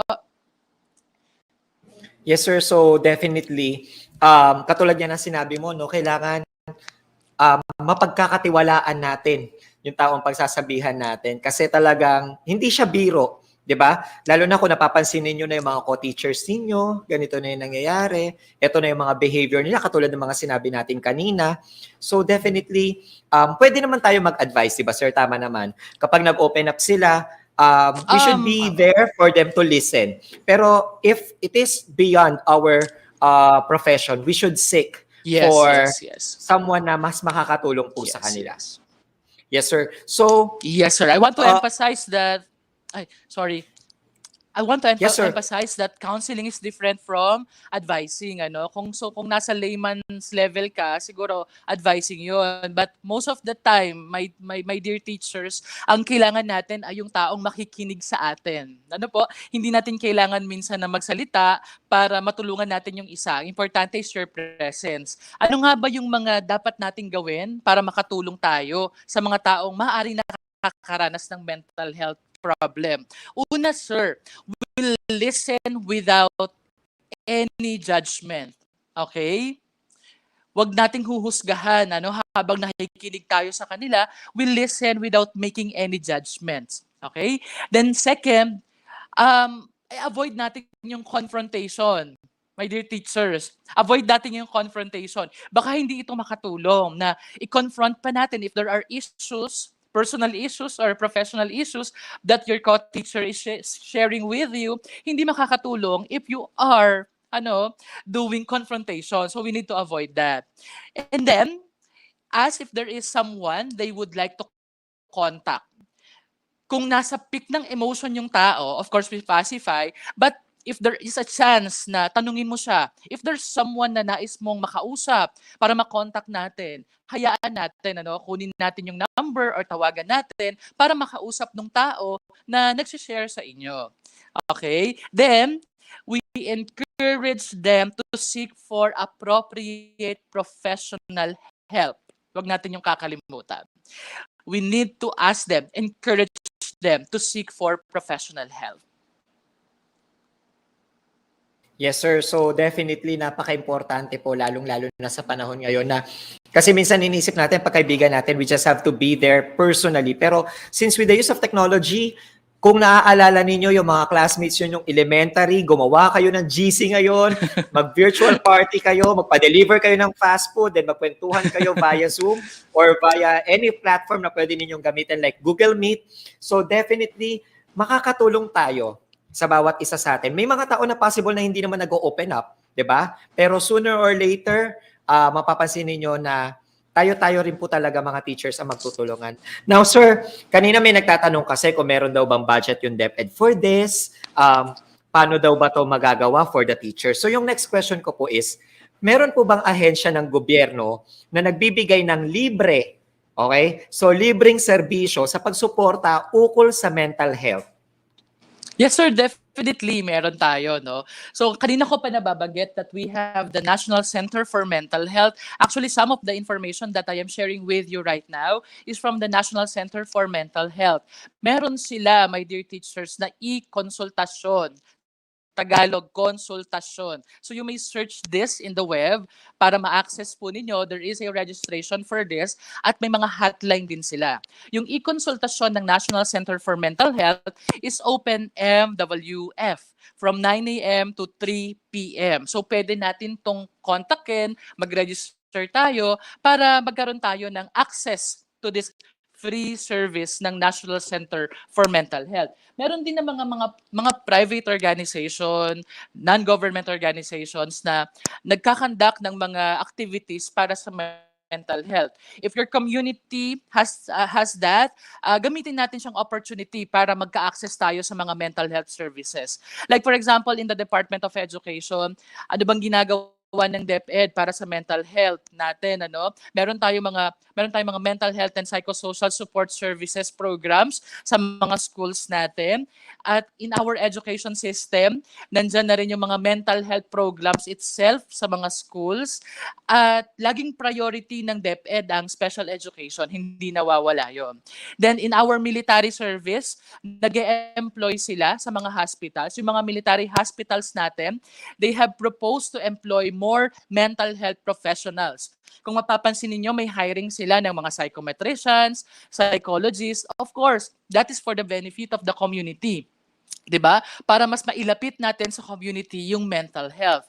And pati na din sa criminal justice system natin, ang BJMP, they also proposed the same program sponsoring mental health campaign and training for psychometricians. So as with social welfare and of course in the child welfare, they are now conducting different activities in mental health. So I don't want to be specific with that. Our government is doing something, lalo ngayong pandemic. They are doing their action para ma-address yung mental health concerns ng ating mga kababayan dito sa Pilipinas.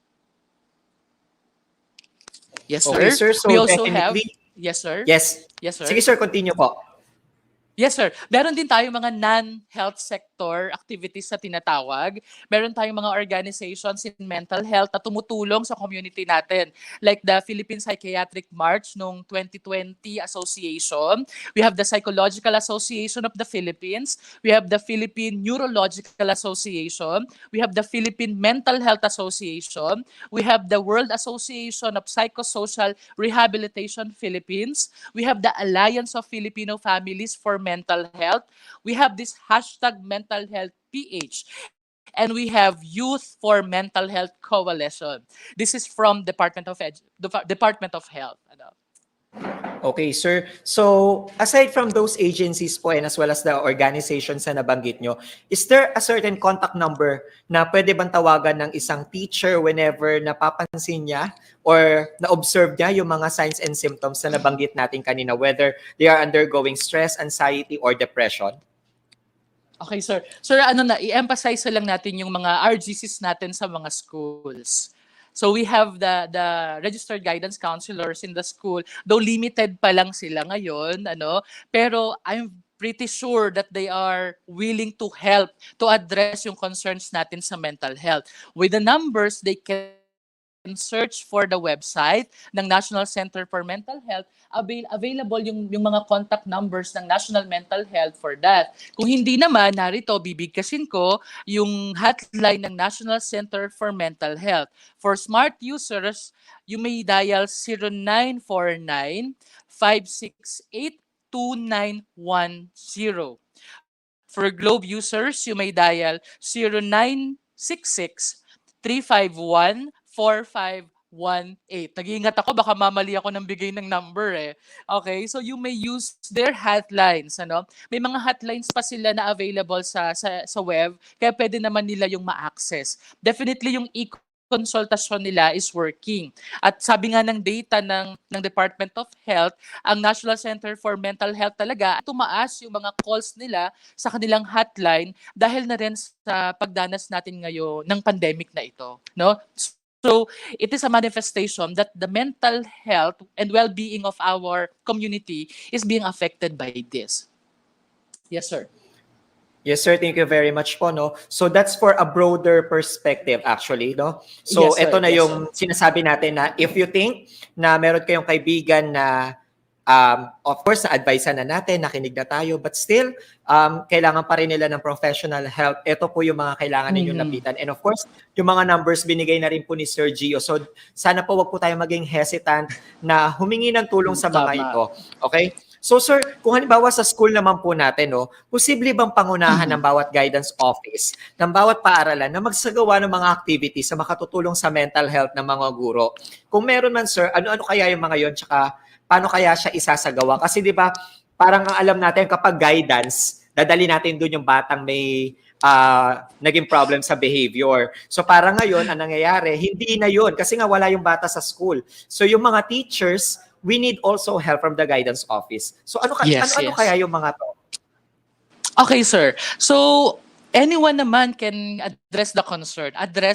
But we really need to equip ourselves. So, we need to have professional training para dito. The reason why, kung mapapansin ng mga teachers natin, Sir Jeff, may mga trainings tayo sa Department of Education about mental health and psychosocial support. Actually, ang DRMM, Disaster Risk Reduction Management Service ng DepEd, ay naglalabas ng mga programs on mental health and psychosocial support ngayong year 2021. Okay? And nitong February 13, ay naglabas ang DepEd ng mga programs centering on mental health for learners, parents, and personnel. Okay? So for elementary, we have TALA. Ang ibig sabihin ng TALA is tuklasin, alamin, likhain, at alalahanin. Okay, that is for the elementary. Then for secondary, we have OK, tambayan. This is about online kahusayan at katatagan ng kabataan, no? And we have for learners with disability, ito yung kakaibayanihan. Okay? Then for the teaching and non-teaching personnel, we have tayo naman, tulong, alaga, yakap, at oras para sa mga tagataguyod ng edukasyon. Isa itong online webinar that aims to promote self-care during the time of this pandemic. Then, ito yung nabanggit natin, meron na tayong mga, nung 2020, year 2020, meron tayong mga online and self-guided psychological first aid modules na tinatawag. This is in collaboration ng Psychological Association of the Philippines at saka ng DepEd. Okay, ginawa nila ito. Though dati pa, Sir Jeff, meron ng mental health and psychosocial support ang PAP. Meron na talaga ito. Pero dahil sa pandemic, ni-revise nila ito to address the needs of our learners, of course. Tapos dati kasi in the times of Yolanda, Ondoy, and other disasters that we encountered in the Philippines, hindi na bago tong mental health and psychosocial support para sa kanila kasi naranasan nila to. Okay? We also have yung under ng DRMM, yung Fostering Wellness, Solidarity, and Service. Downloadable itong mga materials na ito. Doon sa material ng DepEd, ng DRRMS, ay isa sa mga topics doon yung tungkol sa mental health. So we can browse and we can check, at saka pwede nating itong i-share sa mga teachers natin, and then most especially to our learners and to our parents. Madalas ito yung ginagamit ko, Sir Jeff, whenever I conduct lectures with the parents, kasi para alam nila how to handle their students in terms of their mental health and well-being as advised by the Department of Education. Dahil nga dito, this is under the DRMM. Okay? Ayan, sir. So definitely, meron naman pala talaga tayong pwedeng gawin kahit within our school, no? So, Yes, sir. Yes, sana sir. dumating din yung time na, kasi parang anong nangyayari din minsan, although hindi naman ako against dito, magpapa-meeting tayo kasi may ibibigay tayong task kay teacher at kailangan ma-submit mamaya. So number one yan, nakaka-stress na agad yan. Of course, teacher rin naman po si Sir Gio, kaya for sure, na-experience niya po yan. Yes. And he's actually the right person para i-explain sa atin. Now, sana dumating din yung time na kapag ka meron tayong ipapatawag na meeting, it is intentionally para kamustahin yung mga teachers natin. Di ba, sir? So, Yes, sir. of course, maraming salamat, Sir Gio, for sharing your expertise and as well as giving us an open eye regarding this topic. Kasi kung mapapansin natin, di ba, ang trabaho nating teacher, i-educate yung mga students natin, take care of their welfare, kamustahin sila. Ngayon, dumating din sa point na pati yung parents, di ba? Mag-home visitation tayo, i-check natin kung kamusta sila sa bahay. Pero, taking in a bigger view, sino ba ang nag-aalala para sa teachers? Di ba? So, of course, we have the different agencies na nabanggit natin kanina. And of course, meron din naman palang ginagawa ang DepEd para po sa ating mga teachers. And ang pinakamahalaga dito, since tayo yung nasa malapit sa mga taong to, meron din po tayong pwede magawa para sa kanila. So, honestly, siguro tatakay mga teachers, wala man na tayong PowerPoint, wala tayong slides sa pinakita, because what we would like our teachers to focus on is on our topic.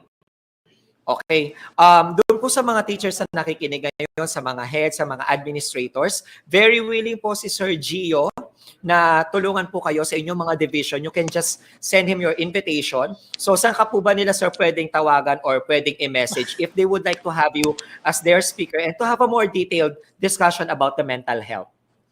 Okay, sir. They can contact me through my Facebook page. Pwede nila itong i-like, Doon na lang. It is Life and Psychology, Gio Dagsindal, yun po. Tapos, you can search me in Facebook. It's Gio Cagayet Dagsindal for an easy access for communication. So, at least, Sir Jeff, diba, we have imparted, even though we have limited time this morning, but at least we have imparted a little of our knowledge on mental health. I am not the best in this area, but I hope with the best of my abilities this morning, I was able to give you good information about mental health. And paramount to that, I think, is that we encourage our teachers to be well this pandemic.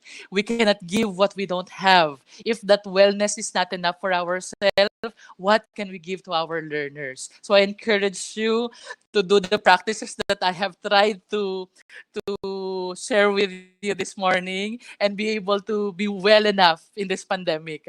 Alam ko, this is a challenging time for us. But maraming tao, my dear teachers, maraming tao yung umaasa sa atin, sa strength and resilience natin. Iisa tayong guro, pero 60 yung estudyante natin. Yung 60 na yon are expecting us to be strong. So we really need to be strong.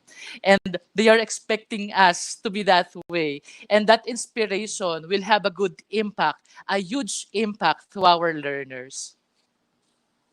Ayan, sir, maraming salamat ulit, Sir Gio. And of course, gusto ko rin po malaman ng mga teachers, na kami po dito sa EdTech unit, hindi lang naman po pagbibigay ng mga new technologies yung gusto namin. It's actually the wholeness and as well as the welfare of our teachers. Kaya sinama natin talaga sa Inset yung pagdidiscuss tungkol dito sa ating mental health. Again, thank you very much, Sir Gio. Maraming salamat. And although hindi pa tayo nakikita in person, I am looking forward na pag natapos ang pandemic na to, of course. We're going to catch up soon. So, kape-kape tayo para mas ma-discuss pa natin yung mga topic na yan. Again, maraming salamat, Sir G. Would you like to say thank you to anyone po? Thank you very much to the Department of the Philippines, Department of Education, sorry. Medyo kinabahan ako doon. Thank you very much to DepEd for looking after the welfare of our teachers and learners. Napaka-importante ng mga programs and activities on mental health na ginagawa ng ating kagawaran sa panahon na ito. Sir Jeff, again, thank you for this wonderful opportunity that the EdTech unit has given me this morning. Maraming salamat.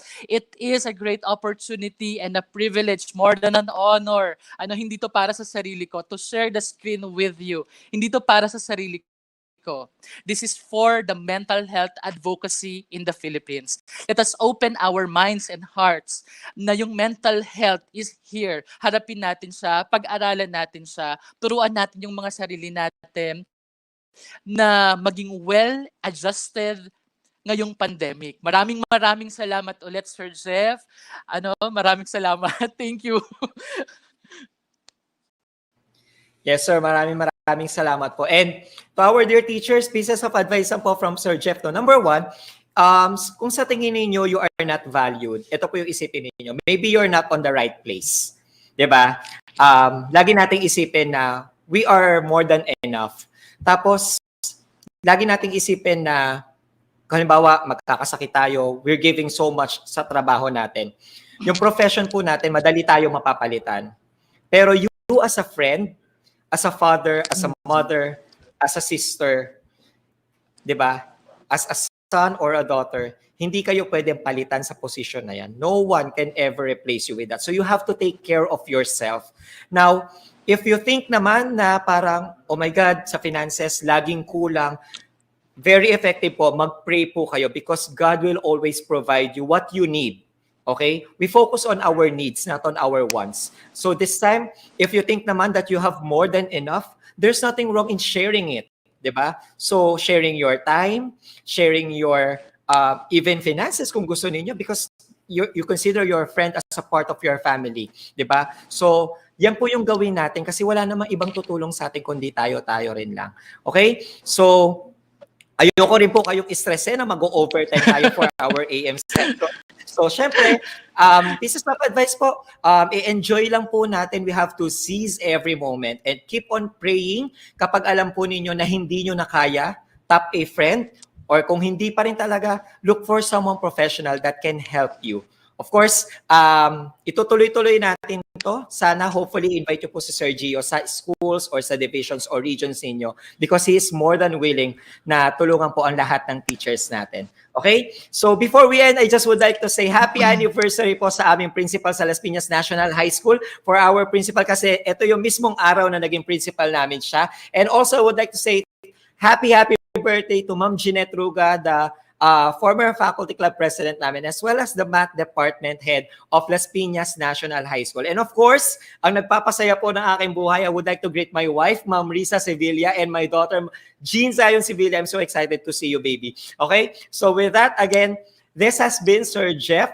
I am Sir John Jefferson Sevilla together with Sir Gio Dagsindal, and we are hoping na marami po kayong natutunan about your mental health. So dear teachers, this is our expression of saying how we love each and every teacher across the Philippines. Maraming salamat po at lahat po tayo ay tulong-tulong sa pagsulong edukalidad.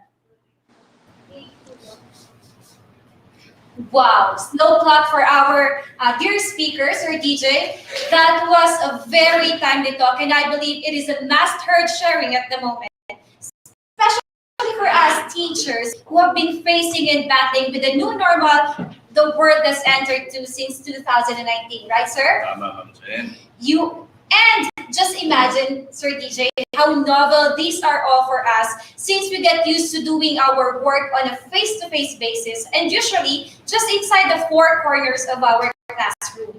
But now, unimaginable as it seems, everything has changed. You're right, Ma'am Jenny. I think one of the most special things that sinabi ni Sir Jeff doon is that sometimes when we are down, minsan we only need somebody to listen. Right? Or somebody who will listen to us as well. Eh, paano naman, sir, kung walang somebody? Walang somebody. Siguro kailangan nilang magkape. Kailangan ba nila ng kape? Anong klaseng kape, Sir DJ? DJ. Yung kaping matapang kagaya sabi mo kanina yung kaya paglaban, right? Naman. Pero lagi din nating tandaan na kung wala man tayo somebody, nandiyan naman si Lord. Nakalaging nandyan para sa atin. Tama, Sir DJ? Tama, Ma'am Jen, no? And always remember, the teachers regularly have to juggle many competing demands. And as a result, we easily put other people's mental health and well-being ahead of our own. It's important that we also take time to prioritize ourselves. Paano ba yan, Ma'am Jen? Sila na ang dalawa sa huli nating mahusay na speakers ngayong umaga. Ngayon pa lang, usog na tayo sa mga kaalaman. Ano ba kaya mamaya hapon? Pero bago yan, tandaan natin, we want to know how you guys manage stress, di ba? How do you handle stress? Ako, Ma'am Jen, if you're going to ask me, pag na-stress na ako, napapagod na ako sa mga bagay-bagay, I play video games. Yung doon nilalabas sa aking aggression, ang aking bad trip sa buhay. Pwede, minsan sa phone ko, minsan sa console, ganyan. Pag may free time. Yes. Actually, napakadami namang paraan kung paano tayo magiging stress-free. Ako naman, ang ginagawa ko, bukod sa panonood ng movies online, nagbabasa ako ng books. Kasi iba yung nabibigay ng calm sa puso at isip kapag tahimik lang. Alam mo, gusto ko lang ng tahimik habang umiinom ng kape. Diba, kape pa rin? Kape pa rin. That's my way to keep my sanity and stay happy and stress-free. Yun, oo naman, we have different ways to handle stress.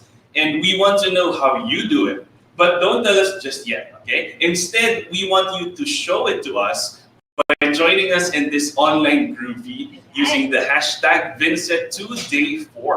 So, ayan, ready na ba kayo? Pupost na kami ni Ma'am. Ready? Yes. So, ako nga, I'll play. Sir DJ, let me get my book. Go, ayan. Kunyari, nag-play ako ng video game. Yeah. Tapos edit nyo dito kung ano ba ginagawa nyo pag na-stress kayo. Okay? Ako naman, since favorite ko magbasa ng booklet. Ready na ba kayo? Teacher na tayo? Ready? 3, 2, 1. 1, 2, 3. Alright. So naman, Sir DJ. Sabay. Ano, goofy. Yeah, goofy. Video games yun, series, no? Video games. 1, 2, 3. Oh, diba? Series, pero nakangilito ako. Yes, ako Sir DJ, napaka-exciting nito. Ano kaya ginagawa ng mga teachers natin para matanggal ang stress nila? Meron kasi akong mga nakikita na nakikinig ng music. Tama. Meron din naman na kumakain. Stress eating, oo. Kain lang sila na kain para maging masaya, matanggal ang lungkot. Aabangan namin na ni Sir DJ at alam naman natin, Sir DJ, ang mga teachers, napaka-creative niyan. Effort kung effort. Kaya pagandahan kayo ng pagpo-post, ha? At itag mo kami. And don't forget to use the hashtag Vincent2Day4. And yes, and to show us some of the most awesome ways to to stress-free internet surfing, here are more videos to complete our Be Internet Awesome experience. Hi there, Sir Wilbur here, and I will share something valuable to make sure that you will be Internet Awesome. Have you ever posted something in your social media account and later have regrets in posting it? Of course, you can delete it, but it is also possible that someone might have read it before you removed it. Do you share memes or funny videos for fun? Have you considered that someone might get offended? The convenience of using the internet has become part of our daily lives, which helps us communicate, share photos and videos, and post something about ourselves easily.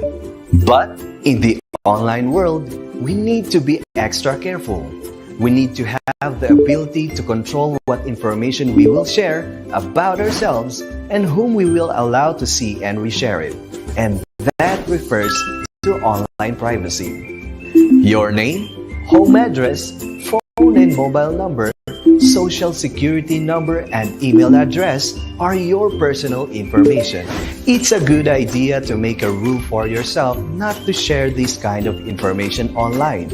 Aside from keeping your personal information, we must also take care of our reputation because these are the ideas, opinions, impressions, or beliefs that other people think or have about you. We must also consider what others will feel based on our posts. Different situations call for different responses, online and offline. It's always important to respect other people's privacy choices, even if they aren't the choice you'd make yourself. Also, be careful with the simple codes that you send, like emojis, because it represents a certain meaning or message which may uplift the reader's emotion or the other way around. Have you heard of the word oversharing? It refers to sharing personal information or just too much about yourself in a certain situation or conversation online.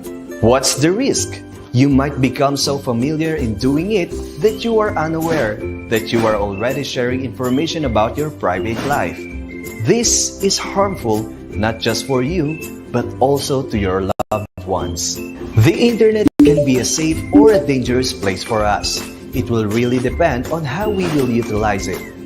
Take time to think and read your post a couple of times before you share it in the World Wide Web. And remember, it's better if you will always think before you click. But it's best if you will share with care.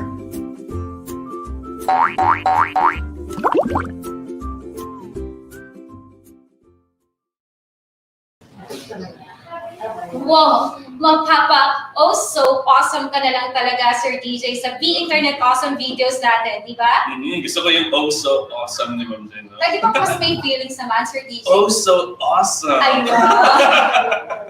sabi nga sa Batangas ay anong husay? Ay, anong husay ni Sir DJ? Yes, kaya naman ngayon na natapos na ang unang bahagi para sa araw na ito ng ating in-service training, ay bibigyan na natin ang ating mga kasamahang guro ng oras para makapagpahinga, kumain ng masarap na tanghalian sa kanilang mga bahay at namnamin ang kanilang mga natutuhan ngayong umaga dahil mamaya ay pagpapatuloy natin ang ikalawang bahagi ng ating programa.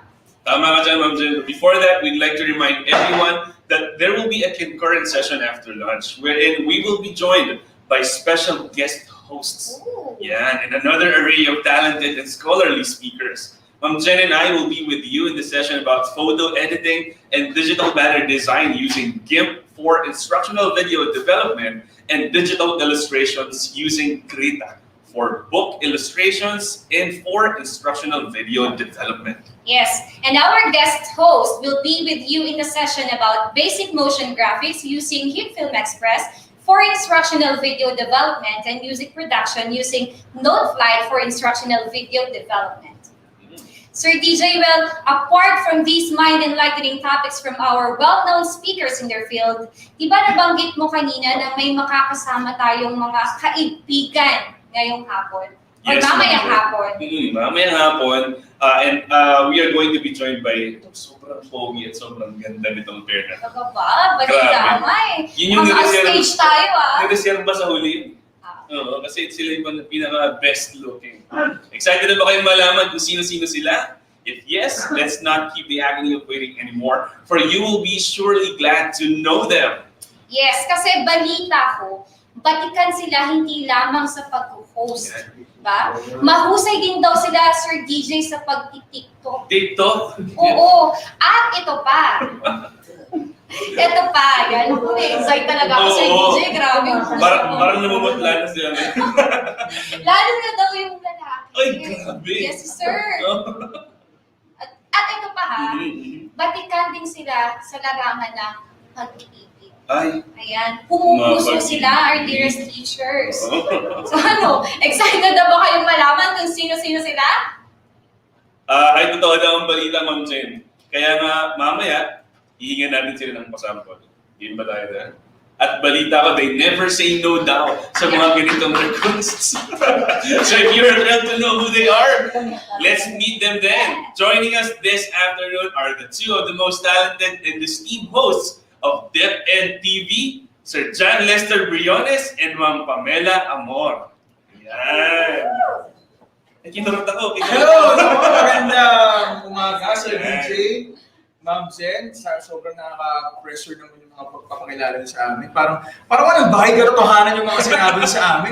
Parang hindi nga ako nakahinga mula doon sa backstage. Hindi ko masabi, hindi ko maihanda ang aking sarili sa aking mga sasabihin. Pero alam mo ba, Sir DJ, Mhm. since naman nagsasabi ka na ng tungkol sa kape, ikaw pala yun. Yes, Kape, kape. alam mo na coffee, ano? Kape. Ayan, ang nais ko lang talagang sabihin mula sa likod, para sa'yo. Ayan. Ay! Para sa'yo daw. Para sa'yo. Lalo na nasa likod ng kamerang ito, no? Ayan. Kahit kaperanggot na paningin, basta ikaw ang kapeling, ayos na sa akin. Yeah. Alam mo yun? Kaya nga, kahit pa ang target talaga ng Inset na to ay pagkatuto sa ating isip, na natili ako kasi may kurot ito sa aking puso. Direct, ready na ako. Yeah.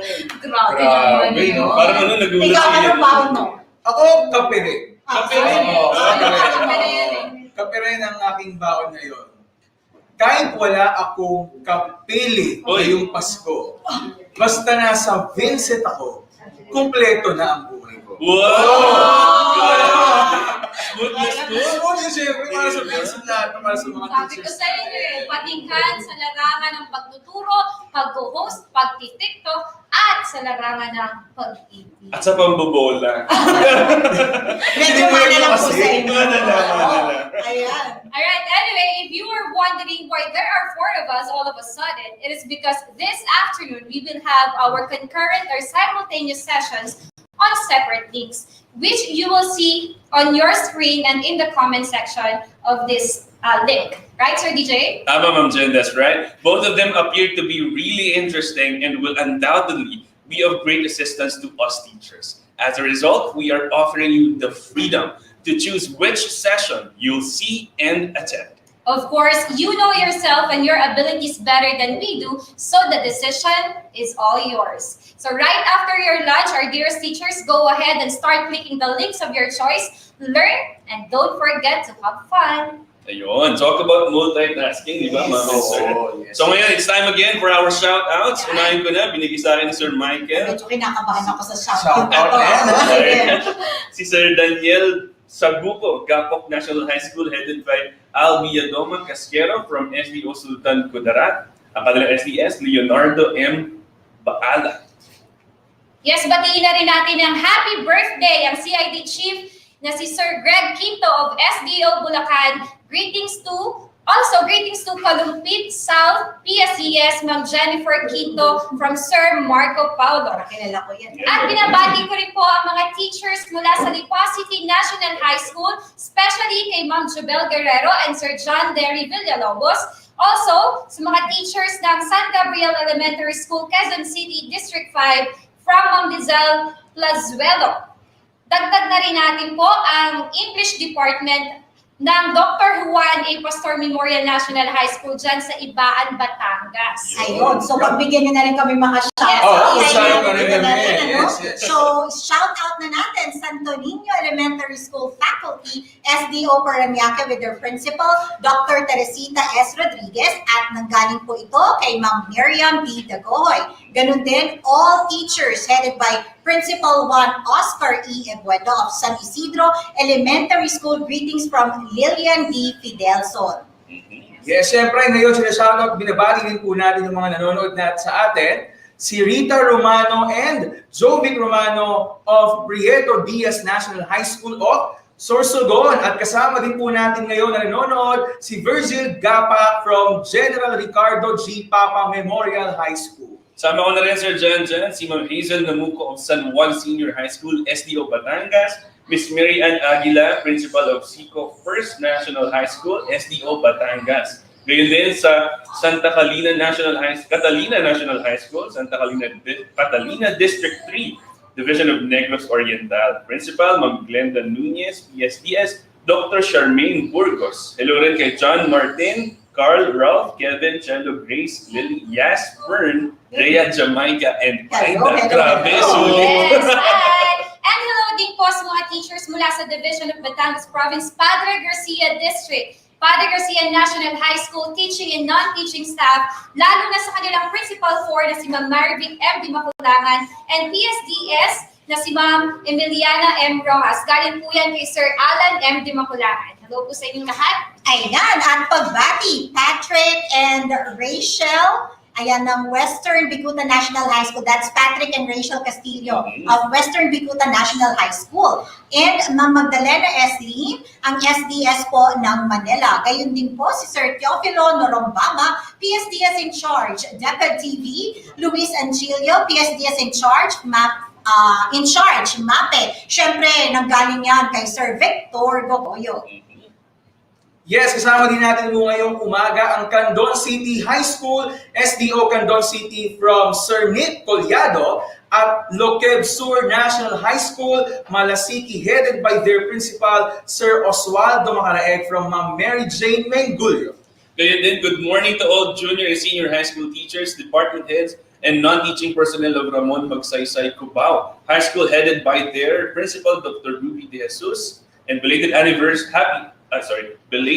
birth anniversary, former President Ramon Magsaysay. Also para sa mga math teachers ng Embash Unit 1, SDO Caloocan, Zervin, Ruth, Christy, Shobi, Elsa, Nancy, Rose, June, Neil, and our super kind and understanding head teacher, Ma'am Teresita M. Benito and Maria Raquel de la Cruz. Ayan. Sa lahat din po ng mga teachers ng SDO Nueva Ecija, headed by their SDS Sir Jesse D. Ferrer and ASDSS Sir Ronilo E. Hilario and Ma'am Nina Gracia L. Acosta. Gayon din sa SDO Zaragoza Annex, headed by their PSDS Sir Hilarion P. Bernardino. At sa Zaragoza Central School, headed by Ma'am Celerina M. Liancho. Greetings po from Teacher Dada. Hello, Teacher Dada. Huli natin shout out, marangal. Okay, huli po natin ito for this session sa umaga, no? Yes. Again, from shout out Parangal National High School, SDO City of San Jose, Del Monte City, the rising city po sa Bulacan. With their principal, Rogelio G. Season Jr., SDS Merlina P. Cruz from Ma'am Maricon Samin, at General Vito Bellarmino Integrated National High School, isa kayong general. Yes. Kaabang-abang ng mga bagong kaalaman na naman ng ating makakamtan, mamaya na yan. Kaya naman magkita-kita tayo muli sa ganap na 1:00 ng hapon at sabay-sabay tayong matuto dito pa rin sa Inset 2.0 Day 4. Asahan namin kayo, See ya! guys. See ya!